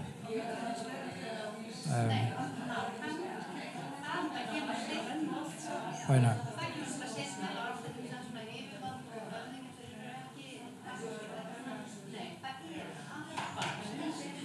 There. Okay.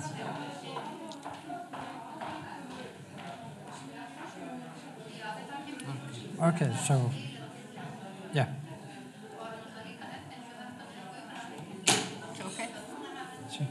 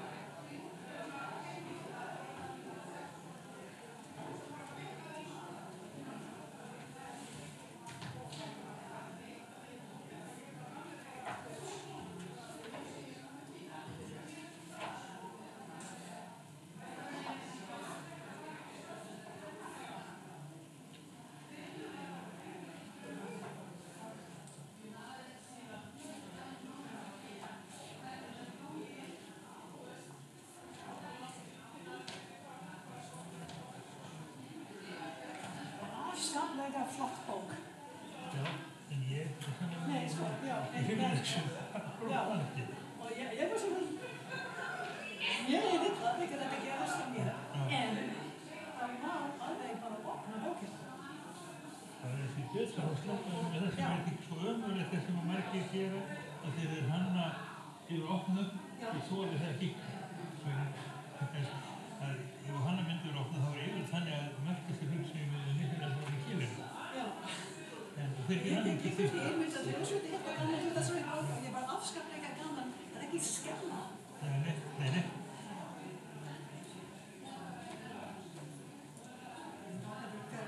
Til meiningu.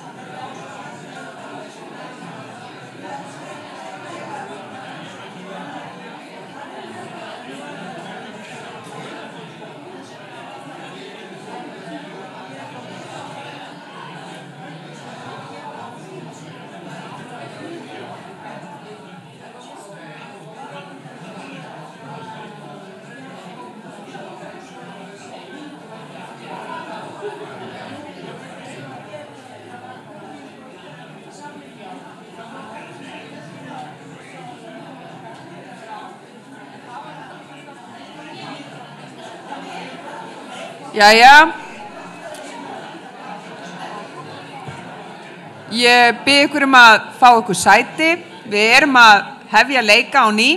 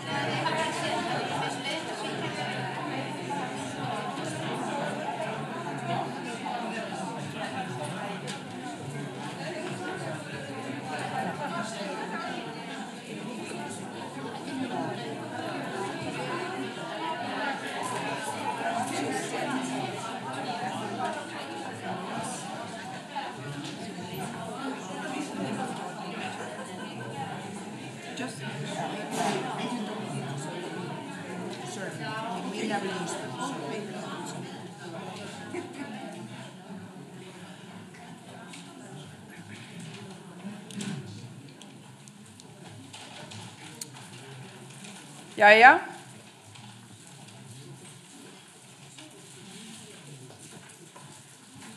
Þá okkur ekkert að vanbúnaði, and we will proceed in English.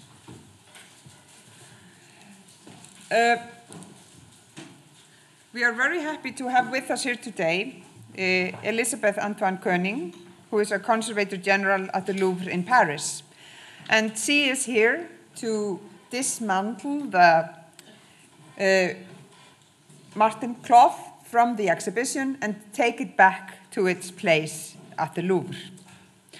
Elisabeth specializes in art from the Gothic period. She has previously worked at the Cluny Museum in Paris, and she has contributed significantly to exhibitions and scholarly works with focus on medieval art in Europe. Elisabeth will tell us about the Antependium of St. Martin of Tours from Grenjaðarstaður, the life of a unicum in the Musée du Louvre. Gjör svo vel.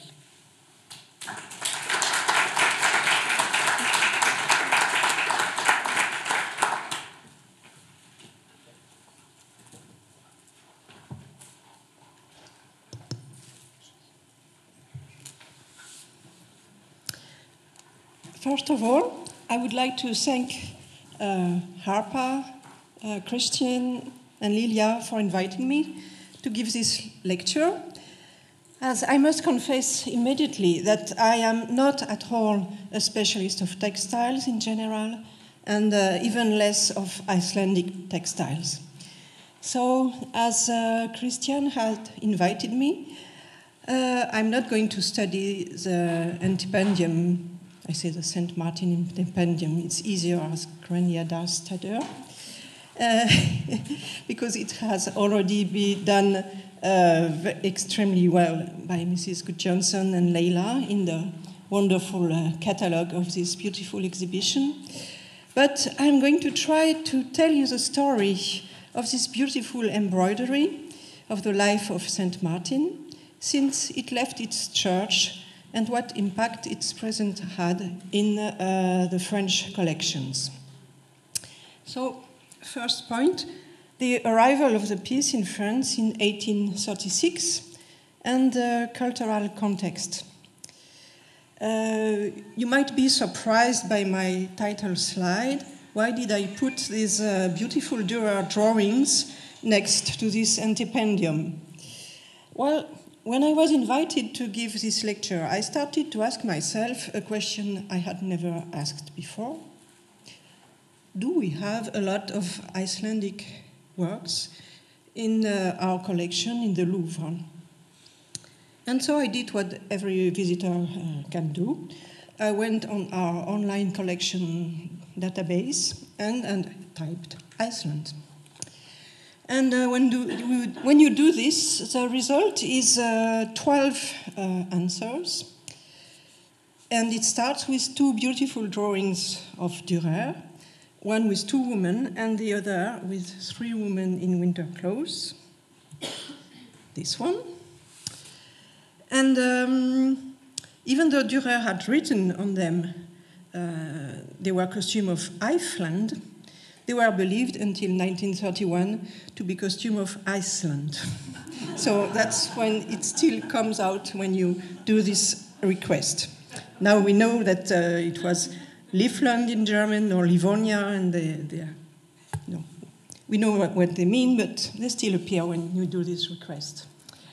After that, you have a set of 9 drawings from 2 painters illustrating naval campaigns of Duguay-Trouin.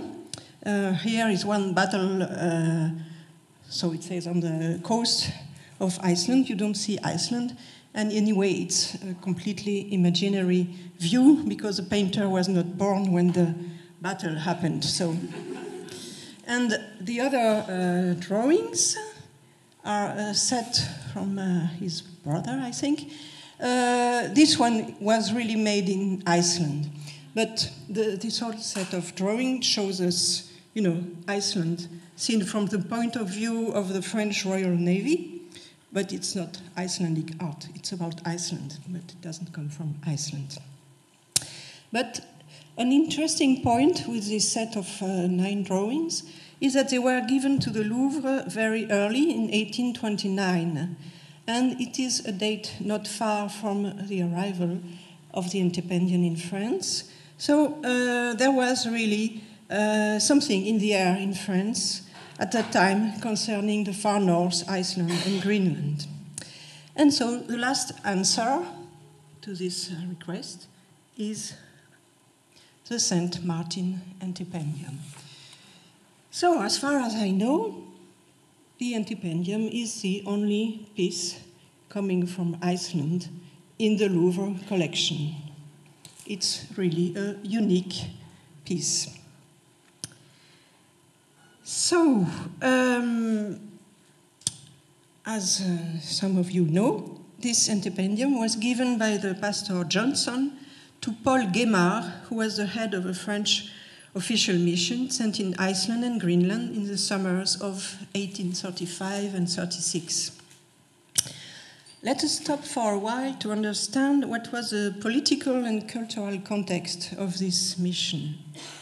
At that time, King Louis-Philippe was reigning in France since 1830 as Roi des Français after a period of very conservative restoration of the monarchy and following the fall of Napoleon in 1815.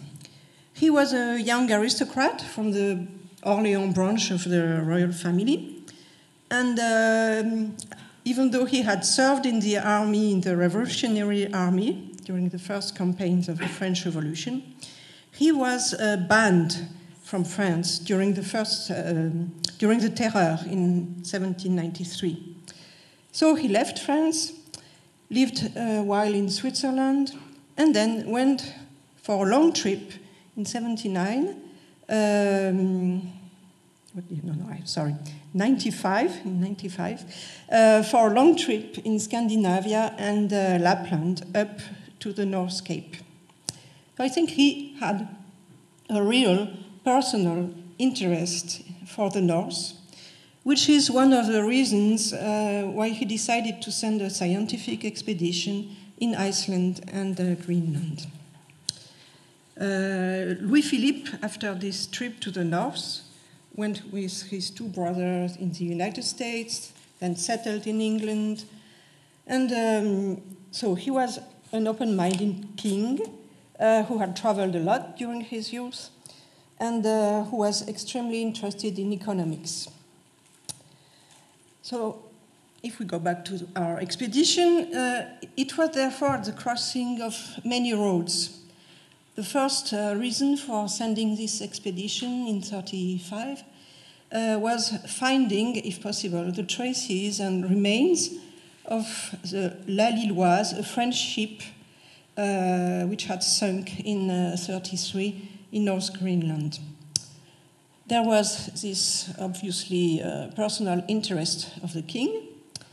There was also a desire to develop the science and the knowledge, following the model of Bonaparte, who had sent this extremely famous expedition in Egypt, which gave this very important publication, and which gave France an incredible prestige and started an Egyptomania all over Europe. There was also the desire to be the heir of the tradition of kings, his predecessors, Louis XV and Louis XVI, who had sent important expeditions around the world, especially in the Pacific, with Bougainville and La Pérouse. So, many reasons to try to discover new territories. The leadership of the expedition had been entrusted to Paul Guémard, who was a president of a scientific commission for Iceland and Greenland, and who was a naval physician and naturalist. He had already circumnavigating the globe, earning himself a solid reputation as a naturalist. And in 1926, he took part in the investigation into the shipwreck of La Pérouse and collaborated to collecting the remains of the wreck on the island of Vanikoro. So for this campaign in the summer of 1935, Guémard took with him scientists studying natural history, geology, etc. The ship La Lilloise was never found. But on the return of Guémard to France at the end of August 1935, the Minister of Navy was so impressed by the results of the expedition that he programmed a second one to complete these exceptional discoveries. And this is the one we are interested in because that's when the Antependium was given to Guémard. So, summer 1936, the team was completed by several painters, including August Meyer, who had accompanied on his trips the famous Baron Taylor on his travel to Greece, Egypt, Syria, and who had illustrated them. They went on, here you can see Paul Guémard and their ship, the corvette called La Recherche, because it was going to search La Lilloise. And so Guémard painted all the landscapes, and there was another painter to paint the personnel, the human beings. So that's the corvette La Recherche arriving in Greenland. Because when they arrived during the summer, they separated. When the one on the corvette explored the coast of Greenland, and Guémard, with another part of the crew, went inland to study volcanoes. So in August, coming from Husavik, they spent a few days from August 12 to August 14, staying with Pastor John Johnson, which according to them was a rich Icelander. And first they went seeing a waterfall, and they saw the Antependium in the church, and Meyer painted it. And according to Guémard's diary here, it's on the morning of their departure, the 14th of August, that the pastor gave the Antependium. It's a very difficult scripture. Apparently he was taking notes when he was on horseback or something like that. So it says, wake up at 5 o'clock, coffee with milk. The pastor offers me the tapis painted yesterday by Mr. Meyer. I accept. And that's it.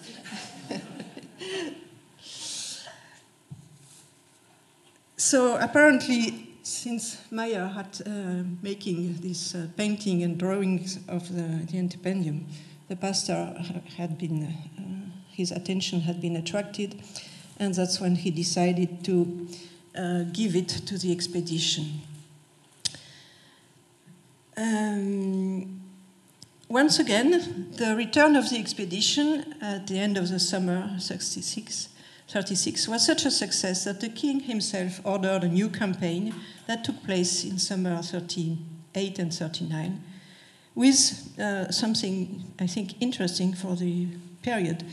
Already an international collaboration, because this time they invited Danish, Swedish, and Norwegian scientists to come with them. But we're not going to speak about this story today. What happened to the Antependium on its arrival to France? The expedition brought back from Iceland and Greenland 112 crates. At the end of the summer, or beginning of the fall in Paris, I'm showing you, it was the big event was that the obelisk of Luxor arrived and was placed on the Place de la Concorde in October in the presence of the king, Louis Philippe. And so you see, there was this coexistence of many, many projects about different parts of the world, a lot of curiosity. I'm showing you this view that you maybe see a lot during next summer, because part of the Olympic Games will be on the Place de la Concorde, so you will see it quite a lot. So, were these crates sent to the Museum of Natural History? And what about our Antependium?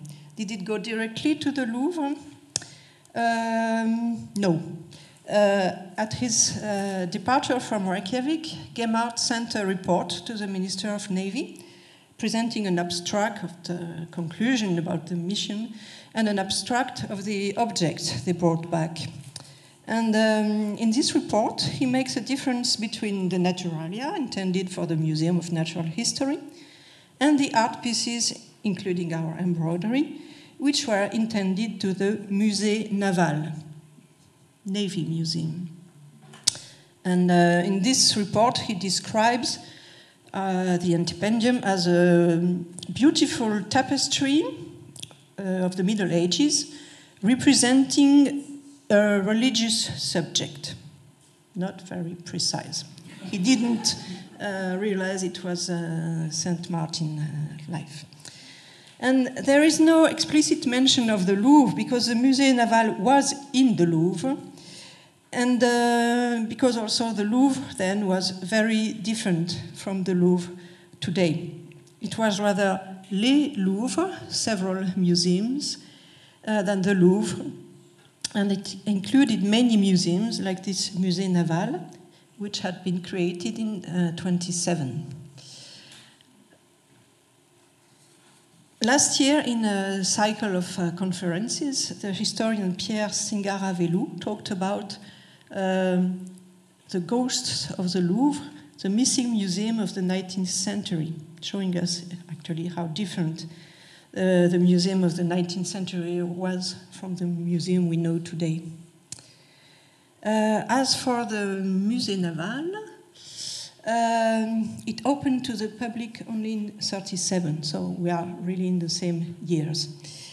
It was on the second floor, on the north wing of the Cour Carrée. What was its contents? Well, it inherited of some of the royal collections, like the plan relief, but the rest was a new concept.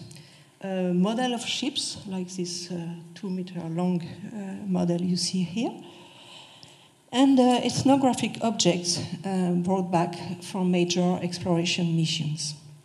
And one of the main attractions was what you see here on the right, this monument to La Pérouse, which was rather an obelisk and not a pyramid, including the shipwrecks recovered by Dumont d'Urville and Guémard in 26 and 29. During the second half of the 19th century, this museum was extremely popular. It attracted about 1/3 of the whole visitors of the Louvre. And yes, you see, it occupied 19 rooms, all here, you see, on the Rue de Rivoli, Galerie des Pirogues, Musée de Marine, that was this. And it was, yes, very well visited. But actually, we don't know if the Antependium really went to the Musée Naval in 1836. There are 2 inventories from this year that are today kept in the modern Musée de la Marine, and in none of them appears the embroidery. It mentions kayak, spoons, various baskets, few items of clothing, but no embroidery. So it is possible that being evaluated as an art piece and not an ethnographic piece, it went directly to the art galleries of the Louvre and not to the naval part of the Louvre. There is another argument in favor of this hypothesis. It is a letter of 39, which is kept in the archives of the French Navy. And it is a letter from the Mr. Thompson, the director of the Scandinavian Museum in Copenhagen, famous prehistorian. A letter replying to a request from Guémard about what they call the tapestry of Grandier d'Astadur. And Thompson replied in perfect French, I don't know what exactly you're interested in, but it gives me great pleasure to communicate something to you. And so he gives information about the technique of this so-called tapestry. And he sent drawings of other of these tapestries kept in Denmark. And unfortunately, the drawings are not preserved in these archives. But one can see that there was a period of research into the embroidery from the French part, because Guémard, yes, had also misidentified I told you the subject of the Antependium. So this is not very good pictures from the atlas, that was engraved after the drawings and paintings of Mayer. And the legend in this atlas says, yes, tapestry from the Grandier d'Astadur temple, probably depicting the conversion to Christianity of an Icelandic knight, his holy life, miracles, and death. This tapestry is in the Byzantine style. Well, which is something very frequent at that period, to say that something is Byzantine. For people, where if something was obviously medieval but didn't seem Gothic, then it was earlier and it was called Byzantine. We know that it's very frequent. For example, all the Limoges enamels in that period were called Byzantine enamels. So we have in the atlas, yes, it says where the Antependium comes from, but it doesn't say where it is at the moment of the publication. So we have a gap of 20 years between this publication and the arrival in France, and the first publication where it appears as really being in the Louvre. So it's in 1857. Publication by Léon de Laborde, notice des émaux et objets divers exposés dans les galeries du Louvre. And it appears with this rather strange inventory number, lab 1117. So this lab doesn't mean it comes from a laboratory. It's just because it was published by Monsieur Laborde. So it's the first letters of Laborde.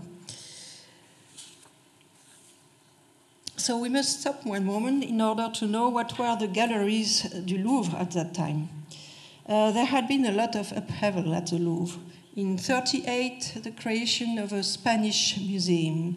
In 1947, the opening of an Algerian museum, connected with the conquest of Algeria by France. The same year, the opening of the Louvre Assyrian Museum, because there were great excavations in Khorsabad in 1943 and 1944. You see here the Algerian Museum, over there the famous taureau of Khorsabad.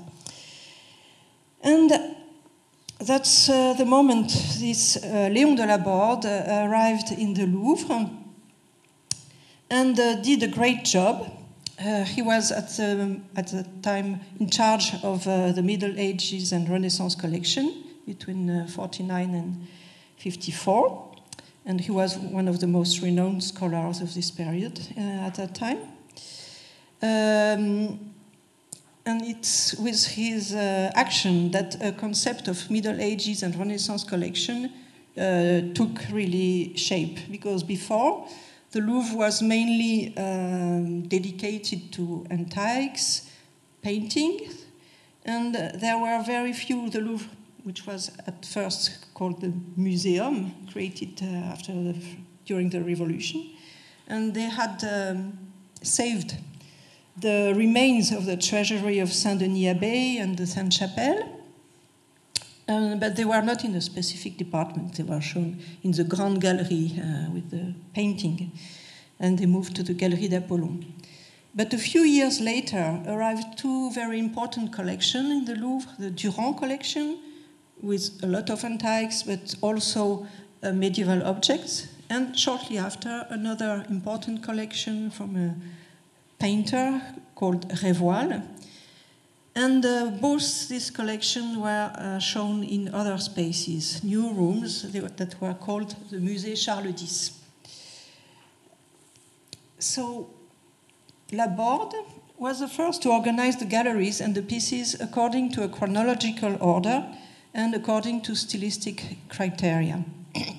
So we have to presume that the Antependium was presented in these rooms, the Musée Charles X and the gallery along, with other works of medieval art, including a few tapestries.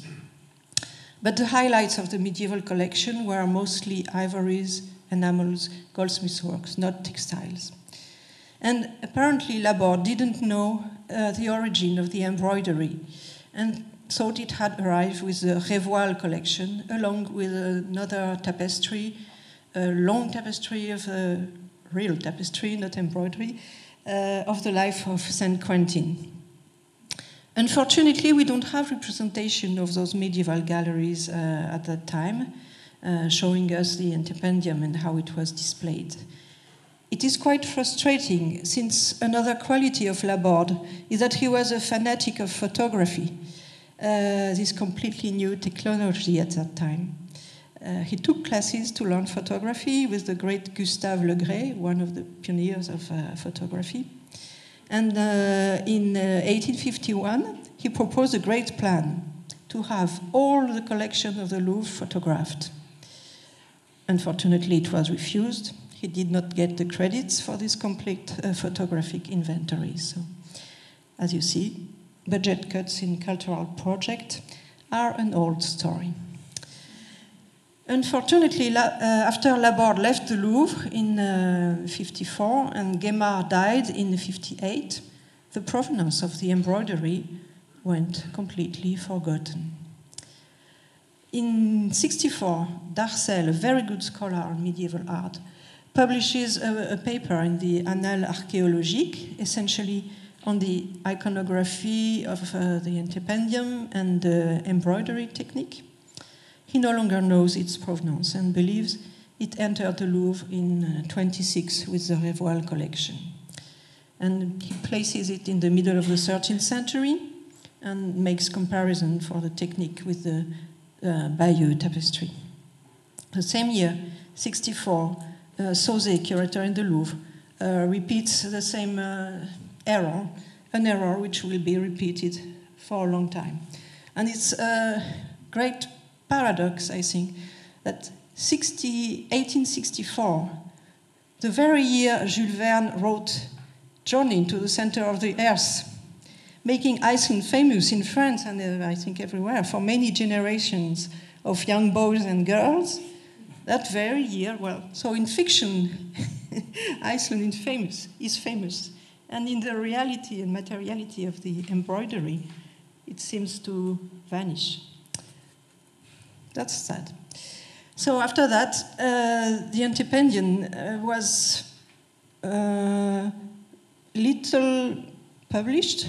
When it was mentioned, it was very often for the iconography of the life of St. Martin, and sometimes for the technique. But it seems to have almost disappeared from French scholarship. So the big change happened with the publication in 1941 of Gertie Vandel, which brought back the Antependium to its context, that is Iceland. By that time, I forgot to show you Laborde, who was also a great traveler. As a young man, he had traveled in Petra. He was the first one to publish also drawing of Petra, so you see. So eventually, but we are much later, we are in the 30s, in the 1930s, you can see how the Antependium was displayed in the medieval galleries of that time, which were on the colonnade part of the Louvre. So this study launched a whole set of new studies from Nordic scholars and, of course, especially from Mrs. Gudjonsen. Another point changed radically the life of the Antependium. Its display since 1949 in the Musée de Cluny. The Musée de Cluny, the Parisian residence of the Cluny Abbot, which is famous for the set of tapestries of the lady with the unicorn. And so it's a place much more appropriate to the study of textiles in general. The St. Martin Antependium was sent in the Musée de Cluny as a deposit from the Louvre, so in 1949. At the moment, there was the same director for the Département des Objets d'Art in the Louvre and the Musée de Cluny. They were like a branch of the Louvre, if one can say so. And as the Musée de Cluny had suffered a lot during World War II, when the war was over, the directors, it needed to be renovated, and so they changed completely the presentation, because before the Musée de Cluny was displaying collections from the Middle Ages and the Renaissance, but also decorative arts until the 18th century. And so they made a complete new plan and decided to present only medieval art, and that they would follow typological order. They would follow the Livre des Métiers by Étienne Boileau, the provost of Paris, who recorded the status of the various Parisian trades around 1268. So each room was dedicated to a kind of trade. Room 1 to costume, room 2 tapestries, and room 3 was called weavers and embroiderers. At last, the Antependium had found the right place. So you can see it in majesty here, with another Antependium coming from Malines from the 14th century. And you can see that in this beautiful room, there was in the center three meters. You can see on the right Coptic textiles. That's the other side of the same room. Italian silks, Byzantine silks also, a few other embroideries. But in the guide of 1949, the St. Martin Antependium is still attributed to a German colony workshop, and dated of the 13th century. So the context was better, but it still was not really well identified. So it took a time to French curators to start to hear about the reattribution to Iceland. Anyway, it had a better life in Cluny, with, for example, I found a letter of 56 from Mrs. Haag asking the permission to copy the St. Martin Antependium, a copy which is now in your museum. There was also a manuscript catalogue of embroideries in Cluny by Sophie Jugy, who is now the head of the sculpture department in the Louvre. So by that time, the provenance from the Guémar expedition was known again, but the datation very large, between the 13th and the 16th century. So it needed all the analyses that have been done in between. And a few years later, in 1993, the Antependium was to return to the Louvre when the galleries were completely changed with the great project of the Grand Louvre and the Pyramid. So it is now exposed in these galleries, the so-called Trésor de Saint-Denis galleries, with enamels, ivories, goldsmiths' work. So to conclude, I would like to quote a satirical journal of 1851, Le Charivari. So in a paper, they were making fun of the Louvre, where too many museums were created and where the visitors got lost. I'm quoting, more or less. Wonderful things have happened recently in the Louvre. A visitor who entered the Louvre at the age of 22 came out with a white beard. He had visited every museum from the first to the last. Another got lost, called for help, and no one heard him. Yesterday, this unfortunate man was found mummified. One janitor earns a comfortable income by growing mushrooms in the Etruscan Museum. Others raise rabbits in huts made from paintings. In the Phoenician Museum, they are raising silkworms and got a prize for it in London. It goes on like that until the journalist hears about the creation of 162 new museums in the Louvre. How long will it take to visit the Louvre Museum? Asks the desperate journalist. 2 years. But we're organizing caravans so that the visitors can travel in complete safety. And the conclusion of the paper is, one day or another, we'll make the trip to the Louvre. And to complete this, a bit later in 1883, a science fiction novel entitled 20th Century shows the visitors comfortably sitting in an electrical tramway in order to avoid being crushed by the crowd. So you see, there were a bit too many things happening in the Louvre in the 19th century. And we have the feeling that the Antependium had lost its identity in this turmoil. So it's really a good thing that I've heard that you are starting a project about Icelandic art in non-Icelandic collections. And I think it's wonderful. It's a wonderful idea, and it's going to bring a lot of knowledge to the community. Thank you very much for your attention.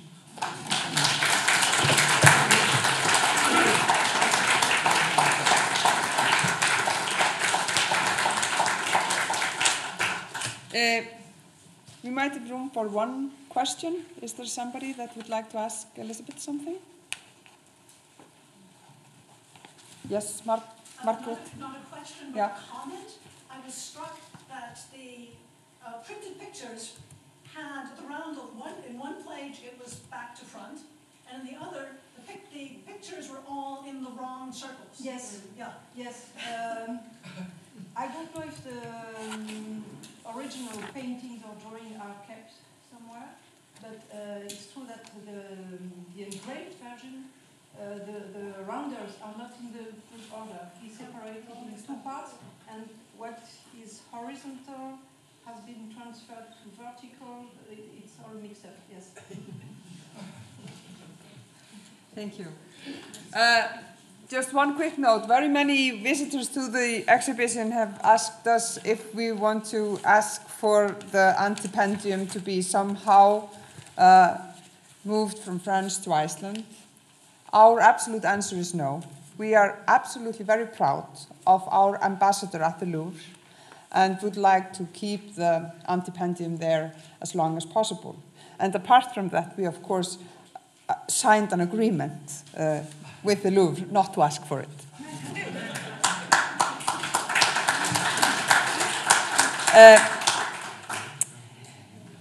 And I think we can all be very happy that there are some representatives of Icelandic art in museums in Europe. Now we have with us Margaret Cormack, Professor Emerita at the College of Charleston in South Carolina. She holds a PhD in medieval studies from Yale and has been a visiting scholar at the Árni Magnússon Institute and published extensive research on saints in Iceland. Her lecture today is titled "The Saints on the Embroideries, Their Icelandic Context." Okay, and if you'll remind me how this works. Okay, there we are, and I go. And then you just go here. Where is the pointer? The pointer. Is it this? Nee, bitte. There you are. Okay, fine. And then you get the laser pointer. No, I don't want highlighter. Laser pointer. Okay. And then you move it to okay, here. okay. As long as I know where it is, let's just put it down there. Do these microphones absolutely not work, or do they work? They work. Okay, good. But you just have to stay put. Okay, well, I will stay put, because if I have too many things in my hands, I will get confused or something. Okay, so let me go back to the, see, I'm already getting confused. I want to go, goes it up? So I'm trying to get back to the previous one. Okay, so it goes sideways. Okay, so that's me. I've already been introduced. I would like to thank everybody involved in the exhibition and everybody involved in the book. As you heard, Elsa is no longer with us. She is well represented by this marvelous volume, which, due to its unusual binding, opens up beautifully. So that, and I thank Elsa and others for producing it. And I think this is a primarily Icelandic audience. But if there are any people here who came specifically to hear the English section, I would point out that each chapter and each illustration has a really excellent translation into English by Anna Yates. And this was done extremely well. You can get a lot, if not everything, just by reading those English language sections. Okay. Again, I should add, as was just pointed out at some previous point, apparently the book is on sale today. You can get it at a special price if you buy it today. So run and get your copies now. Okay, so I am going to discuss from the exhibition the altar frontals, and frontal is just another word for antependium, so don't let that confuse you. About saints, which is my main field of interest. Those frontals were produced in the late Middle Ages, and I'm going to talk about their context in terms of Icelandic churches. Now, we have already seen this slide, but it's worth looking at it again. Revill is the word for a wall hanging in general, plural replar, and revill saumur is called laid and couched work in English, which I did not know until I read this book with the excellent translation. I had no idea what revill saumur was. Okay, and that's how you do it. You do not put the thread right through so that you have a double thread, one on each side. You lay it down, and then you tack it down with little teeny tiny threads here. Okay, and this form of embroidery is actually rather rare. In addition to Iceland, It is known from Norway and from Normandy, the country of the Northmen. The Bayeux Tapestry is probably the best known and best preserved revelsøymer in the world. So this is something that Iceland and Norway and Normandy have in common. Now, revel means simply a hanging, and most of what I'm going to be talking about are not hangings, but there is one revel in the exhibition. Immediately to your left as you go in, there is a revel with a lot of funny, amazing animals on it. That is from a church called Hvammur in the area Dalir. A different Hvammur had a church, that's the Hvammur in Laxardalur, a different one in Skagafjörður, had a revel that was 24 ells long and told the story of Charlemagne. Now you might wonder what Charlemagne is doing in a church, and the answer is that in the Middle Ages, not only Charlemagne, but his nephew Roland, from the Song of Roland, were in fact venerated as saints in many places. So he's completely at home. Monasteries had copies of Karla Magnus Saga, the saga about Charlemagne. Brief background, which you probably all know. Iceland belonged to the western branch of the Christian church, centered at Rome, from about 1000 to 1550. By 1400, this you may not know, there were something like 450 churches, I counted them, in Iceland, and probably more that did not get counted. There were lots of little teeny tiny chapels and things that we do not have record of. But for these 450 churches, we do have records, and each church had its inventory called a málþingi, which talked about its content. It told us which saint the church was dedicated to, or saints if there were more than one, what income it had, what it owned in terms of lands, sheep, cows, and so on and so forth. And Steinunn showed us a lot of material from these málþingar. She was focusing on the monasteries, but every church had a document like this. It also told us what was inside the churches: chalices, statues, paintings, and, of course, textiles.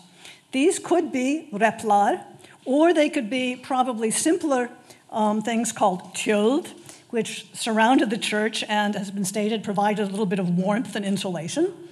The vestments owned by the clergy are also listed. The altar cloths, which are cloths that were on top of the altar, and the altar frontals, or Antependia, which are the cloths that are draped down in front of the altar where the people in the congregation could see them.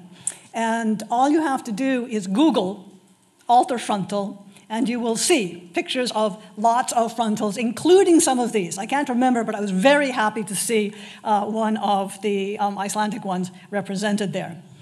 10 items in the present exhibition are altar frontals, and these are the ones I will be discussing. Okay, in those 450 or so churches, Icelanders venerated something like 75 saints or other holy entities, such as the cross or the Trinity.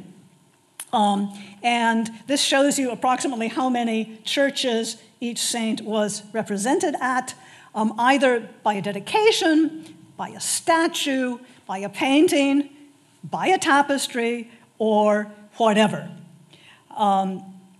And wall hangings like the ones on display were far more common than you would think from what has survived. I'll get back to that later. Anyway, by far the most important saint is one whom we have already seen before, the Virgin Mary. Here is the frontal from Stafafet. She was also the object of an entire cycle. Here is the frontal from Reykjahlíð in Mývatn, and this shows the story of her life, starting from her birth, and ending up, incidentally, only apparently with the flight to Egypt. So it really never gets further than that. And I will show you what we don't see. That will come up in a future slide. In addition to this frontal devoted entirely to her, on the frontal from Draplastaðir, she is shown in 3 of these sections. So here she is with baby Jesus and St. Catherine. Here she is, here with the baby Jesus and her mother, Anne. Now you may say, I never knew who the Virgin Mary's mother was. Well, it's not in the Bible. We know she must have had a mother. We don't know who that mother was, but there are a lot of stories that were not in the Bible but were accepted in the Middle Ages as historically accurate that tell all about the Virgin Mary's family, Joseph's family, all about the Virgin Mary's lives. Many of these events here are not in the Bible. Some of them are, but not all of them. And a huge, wonderful story is built about them all. And St. Anne was, in fact, extremely popular in the late Middle Ages, and it was very common to see pictures like this with the Virgin, with St. Anne and the Virgin and the baby Jesus. Now, in the center, of course, we have the Virgin again with the baby Jesus and 2 angels, one on each side. I'll come back to this particular altarpiece, altar frontal, later on. Okay, let me just go to another one you've already seen before. This one, which there is some question as to whether it is native or foreign made. The materials are all foreign. Elsa wanted to include it, so I am just going to go with her. But here we have the symbols of the evangelists, the 4 gospel writers. Here is the man for Matthew, the bull for Luke, the lion for St. Mark. You know the lions of St. Mark in Venice? Yeah, well, that's his symbol. And an eagle, which you may not realize, but that is an eagle for John the Evangelist, whom I am going to talk about next. Okay. John the Evangelist is one of the very most popular, maybe second most popular, second or third most popular types of saint in Iceland. He is represented at all of these churches. There are about 31 churches that have him as a patron, either the main patron or a patron with others, and then about 11 more that own either a statue of him or a saga about him. So he's being represented at about 1/10 of the total number of churches in Iceland. That's quite impressive. One of the reasons for this is precisely that he is closely associated with the Virgin Mary in Christian iconography, in which the crucifixion is often accompanied by the Virgin Mary on one side and the Apostle John on the other side, based on a biblical passage, which for lack of time I won't quote to you. But this is a very standard depiction, and indeed many churches often mention that they own a crucifixion with figures. And it is quite possible that those figures represent Mary and John, so that there were even more statues of the Virgin Mary and the Apostle John than are mentioned by name. Okay, there we have the churches again, and here we have the story of the life of the Apostle John. And as we see, it has this nice sort of frame around it, and the story starts with, it's a famous story in which somebody complains that the Apostle John, instead of doing serious stuff, is playing around with a cock, of all things. And the apostle says to the guy who is an archer, he says, "Do you leave your bow strung all the time?" The archer says, No, I let it relax in between when I'm hunting. And the apostle says to him, "Yeah, well, I need to relax too sometimes." So he gets to play with this cock. Finally, I'm not going to tell you the whole story, but in the very final episode here, this is the death of the Apostle John, and he is, along with the Virgin Mary, one of the 2 followers of Jesus who is actually thought to have bodily ascended into heaven. Not just his soul is up there, but his body is there as well. In both cases, there was a lot of controversy about this. But in the end, by the late Middle Ages, this was absolutely agreed. Okay, so John is not the only apostle who is popular in Iceland. St. Peter was probably the most popular. He is represented by at least twice as many, in at least twice as many churches as John. We don't have any frontals about him. There were, however, lots of statues and so on and so forth. We do, however, have a single church dedicated to the apostles as a group. And here they are, all 12 in 6 roundels, from the church at Mikligarður, which was indeed dedicated to the apostles. And here we see John the Evangelist, James the Greater, Peter and Paul, Andrew and Bartholomew, Jude and Thomas, Philip and James the Left, Simon and Matthew. So there you have your 12 apostles from Mikligarður. The monastery at Þykvabyr in southern Iceland, which is nearby Kirkjubæir, which we were shown earlier, was well supplied with wall hangings, and they had a hanging, so an entire revit, not a frontal or Antependium, portraying the apostles, but alas, it has not survived. So we have this nice Antependium, but we don't have the actual revit. Now, I already showed you briefly Drapplastaðir, and here we have John the Baptist, a bishop. As I said, Virgin Mary, Catherine, Virgin Mary, St. Anne, this is Andrew and Paul, Virgin Mary with the baby, John the Evangelist and the Apostle Peter, and at the bottom things get a little bit iffy. These guys are assumed to be Magnus of Norway and Halvard of Oslo. Here we have 2 bishops, and here we have Dorothy, who was a late addition to the saints in Iceland, and possibly Catherine again, possibly Margaret, although we're not quite sure. So bishops present a problem here, because none of these bishops has something special that we can recognize them by.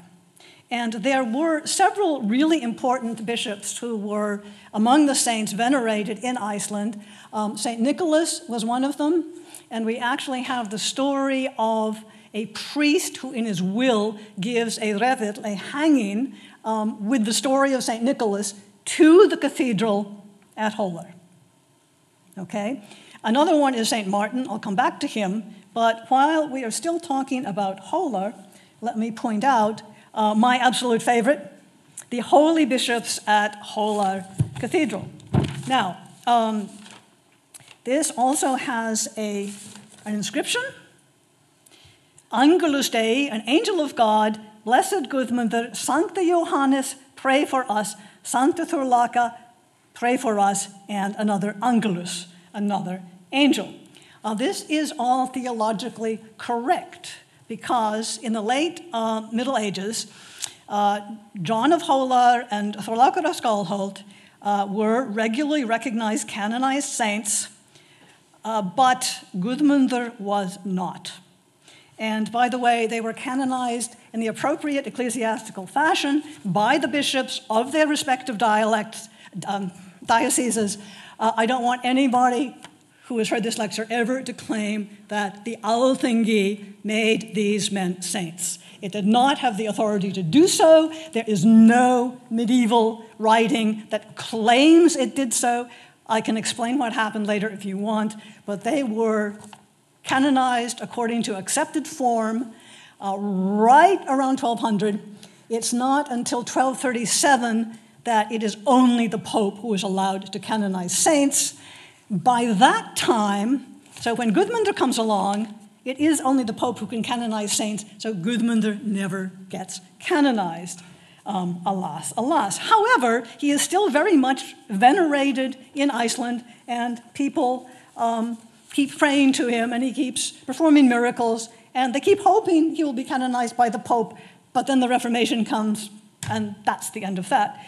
He is, however, by far the most popular saint in Icelandic sort of popular belief. I don't have to tell this audience that there are Gvendarbrunnar, springs of Gudmundur, all over the place, just as there are farms and fancy houses in England and America where Queen Elizabeth slept here or George Washington slept here.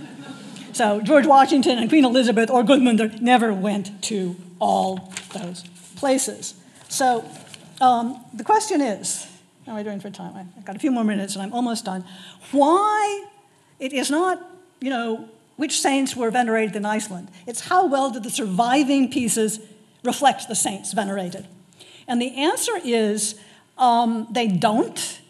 Remember I just told you 75 saints? Why do these ones survive? They survive briefly because these are the ones actually mentioned in the Bible, which the post-Reformation Lutherans could approve of. Okay? Martin Luther had nothing against saints as sort of people to imitate in their piety, but he did not want people praying to saints instead of praying to God.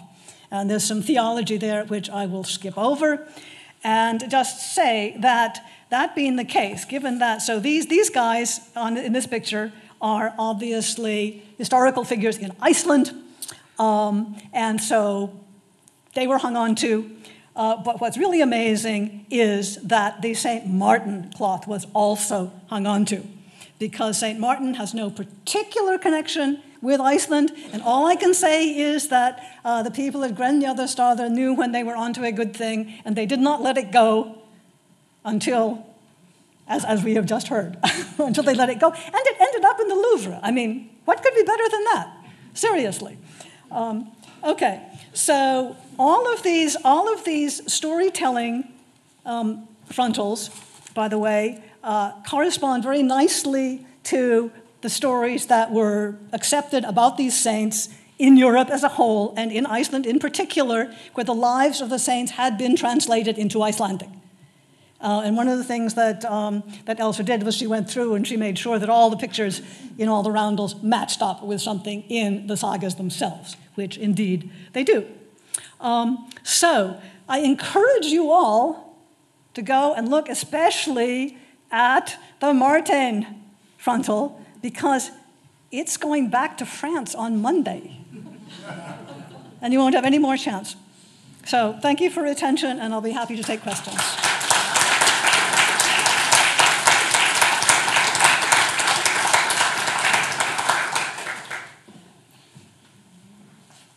Thank you. So, are there any questions for Margaret? Já, gjör svo vel. En á íslensku eða ensku? Já. Skiptur engu.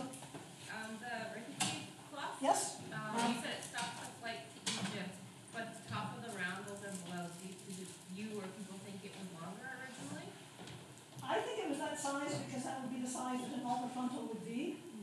And also because there's not much that happens sort of really noteworthy in Mary's life after that.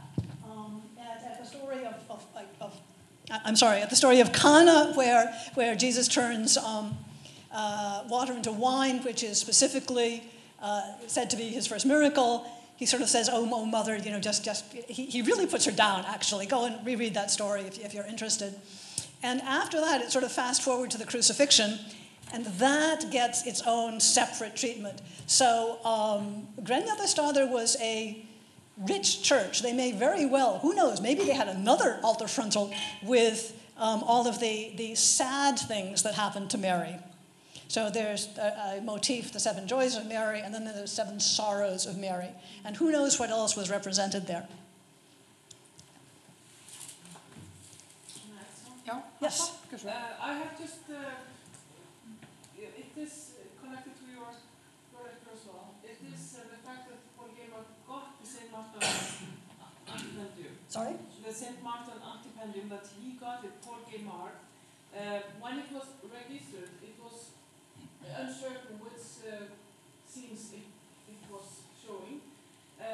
But I know that St. Martin, he was the most important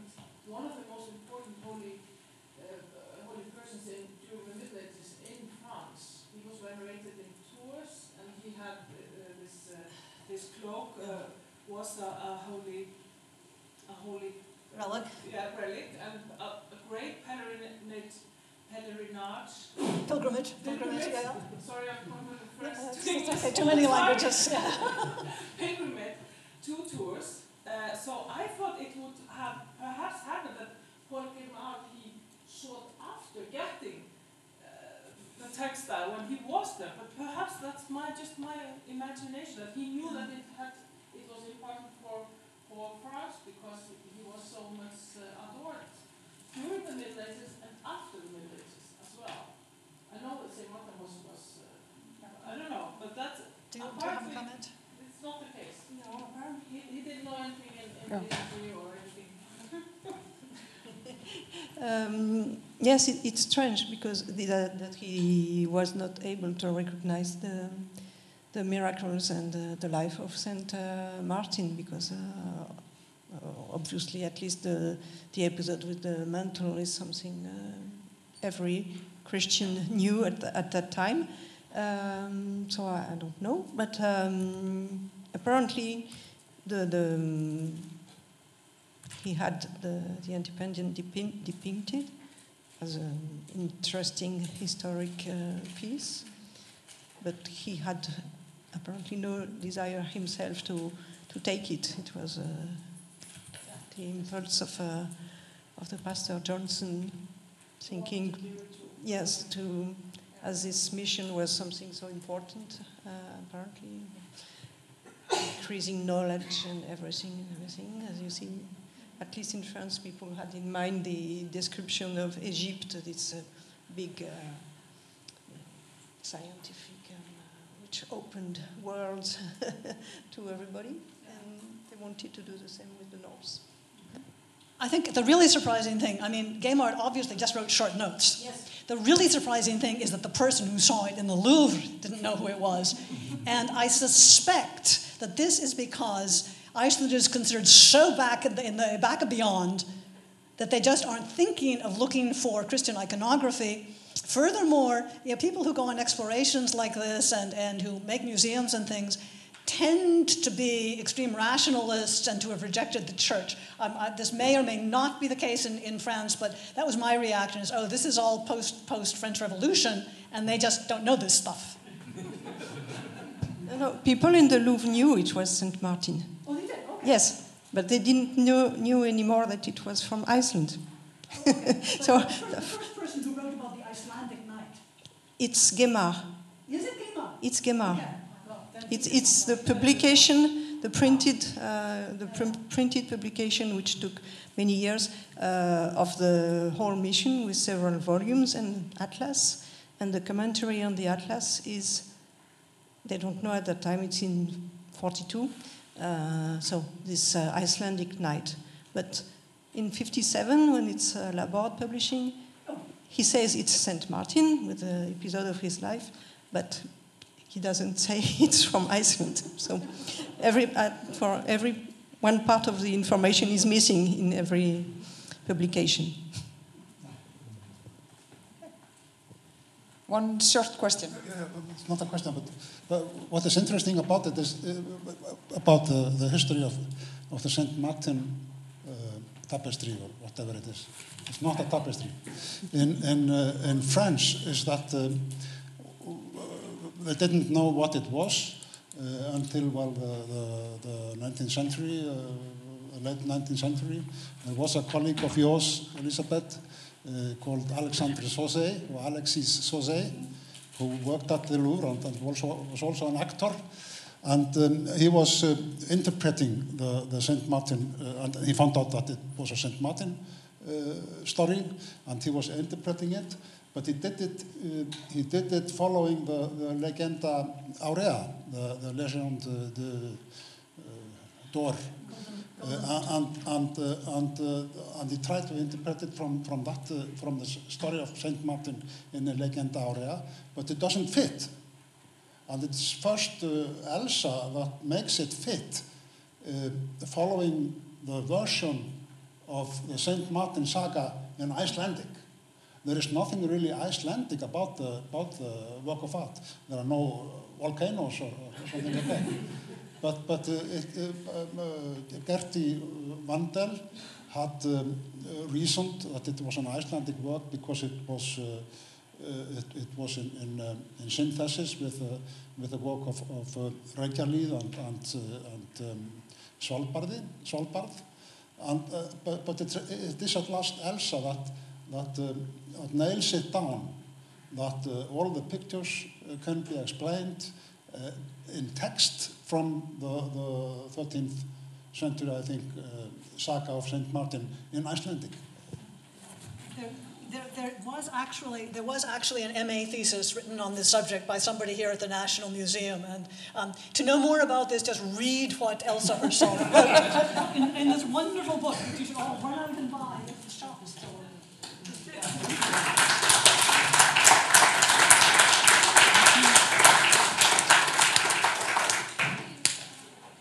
And now at the end of the day, it's very appropriate to start talking about time and the measurement of time.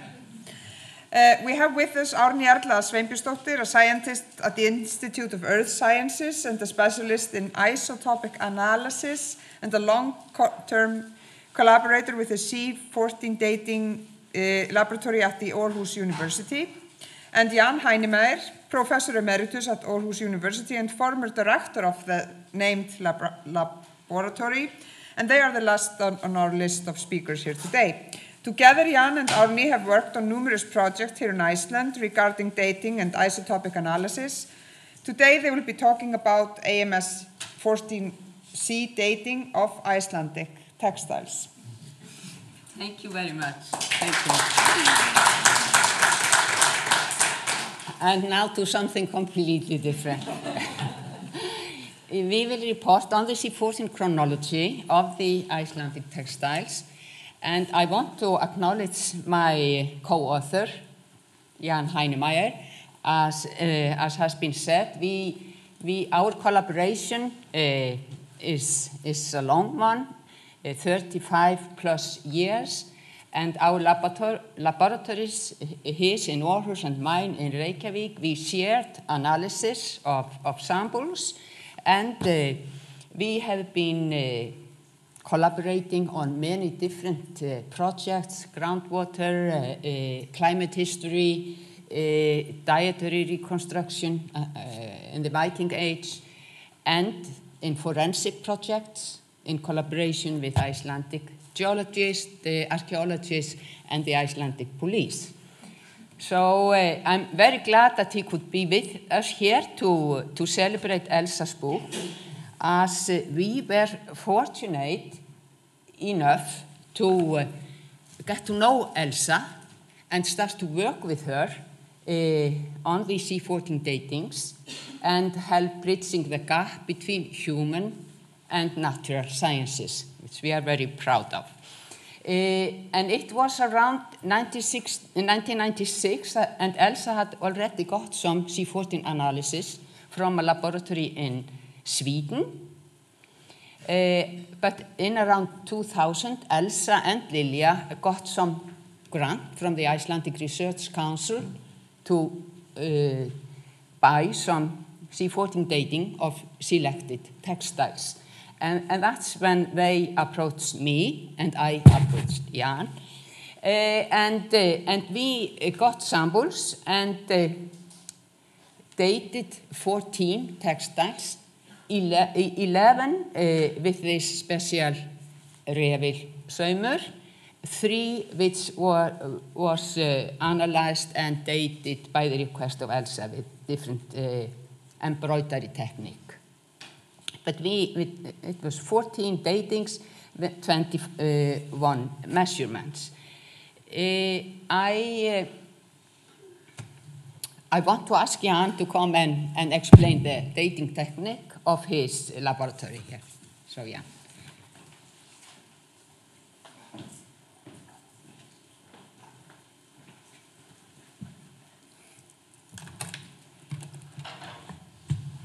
But I'll come back.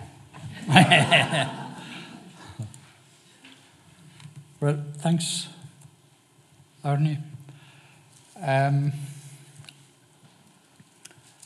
I have to thank you for inviting me here. And I also have to say that since the late 1980s, working with Árni and a whole lot of other researchers in Iceland.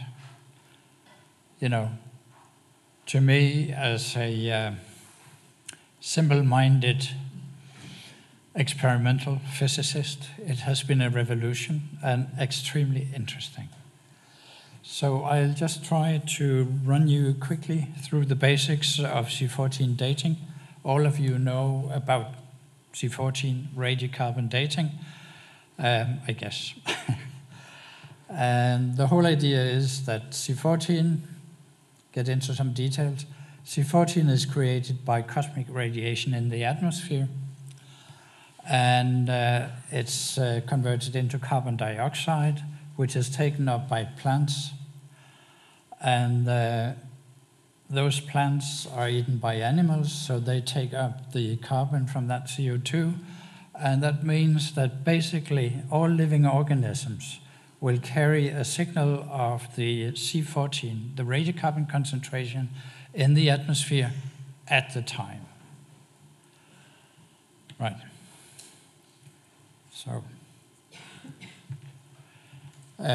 So I mentioned carbon. So we have different isotopes. It's just simply additions of carbon atoms. You know, all carbon is chemically the same. They have different weight. There's one isotope, the C12, which is the really abundant one, 99%. C13 is also a stable isotope, never decays. It's about 1%. And then you've got the interesting guy here, which is the carbon-13. It is radioactive, it's unstable. And I'm not going to read all the zeros to you and the percentage, but it's sort of 1 in a, what would the Americans say? 1 in a trillion carbon isotopes, carbon atoms, will be this very rare C14. And that turns out to be the challenge, to work with something as rare as that. Right. So why are we interested in C14? Well, it's radioactive, as I said, and it acts as nature's own clockwork. It's radioactive, it's unstable, it decays exponentially. That happens all the time. Each atom will only decay once. But if you have an ensemble of atoms, there'll be less and less left. It's according to this exponential law. I won't go into details of that. But what is so nice about it is, you know, the preservation of whatever objects you have in nature, they will decay chemically. And that could give you some indication of age, but it's not a very good one. But the decay of C14 is independent of temperature, chemistry, surroundings, anything. So it's the perfect clock. And the whole idea is that, you know, C14 decays all the time, right? But whatever you have in your body will be replenished, you know, in a few years. So you'll always have the atmospheric level of C14. But when you die, that's it. It decays all the time, but from that time on, you know, you will see the decay. And this is the exponential decay. So after 5,700 years, about, you'll have only half left. And after another half-life, you'll have 1/4 left, and so on. So, you know, after 10 half-lives, like 57,000 years, you're left with only 1 per mil. And that's sort of the challenge, and that's the limit of the C14 method. Árni will give me a stern look if I'm too slow. So now the whole question is how to read that clock. We have that clock, but how to read it. And the traditional way of doing it was using the basic radioactive properties of C14. So when it decays, it'll send out radiation, which you can detect in a Geiger counter, like here from the National Museum in Copenhagen in the old days. Now, it's a long half-life, nearly 6,000 years. So if you have a sample of so many carbon atoms. And if you count for only 3 days, not many of them will have decayed and send out radiation that you can detect.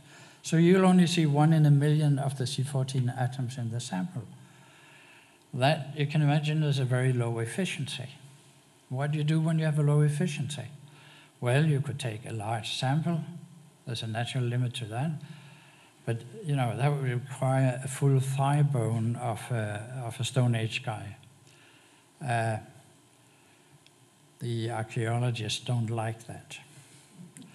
And if you're talking about precious textiles, you don't want to take several grams of textile. No.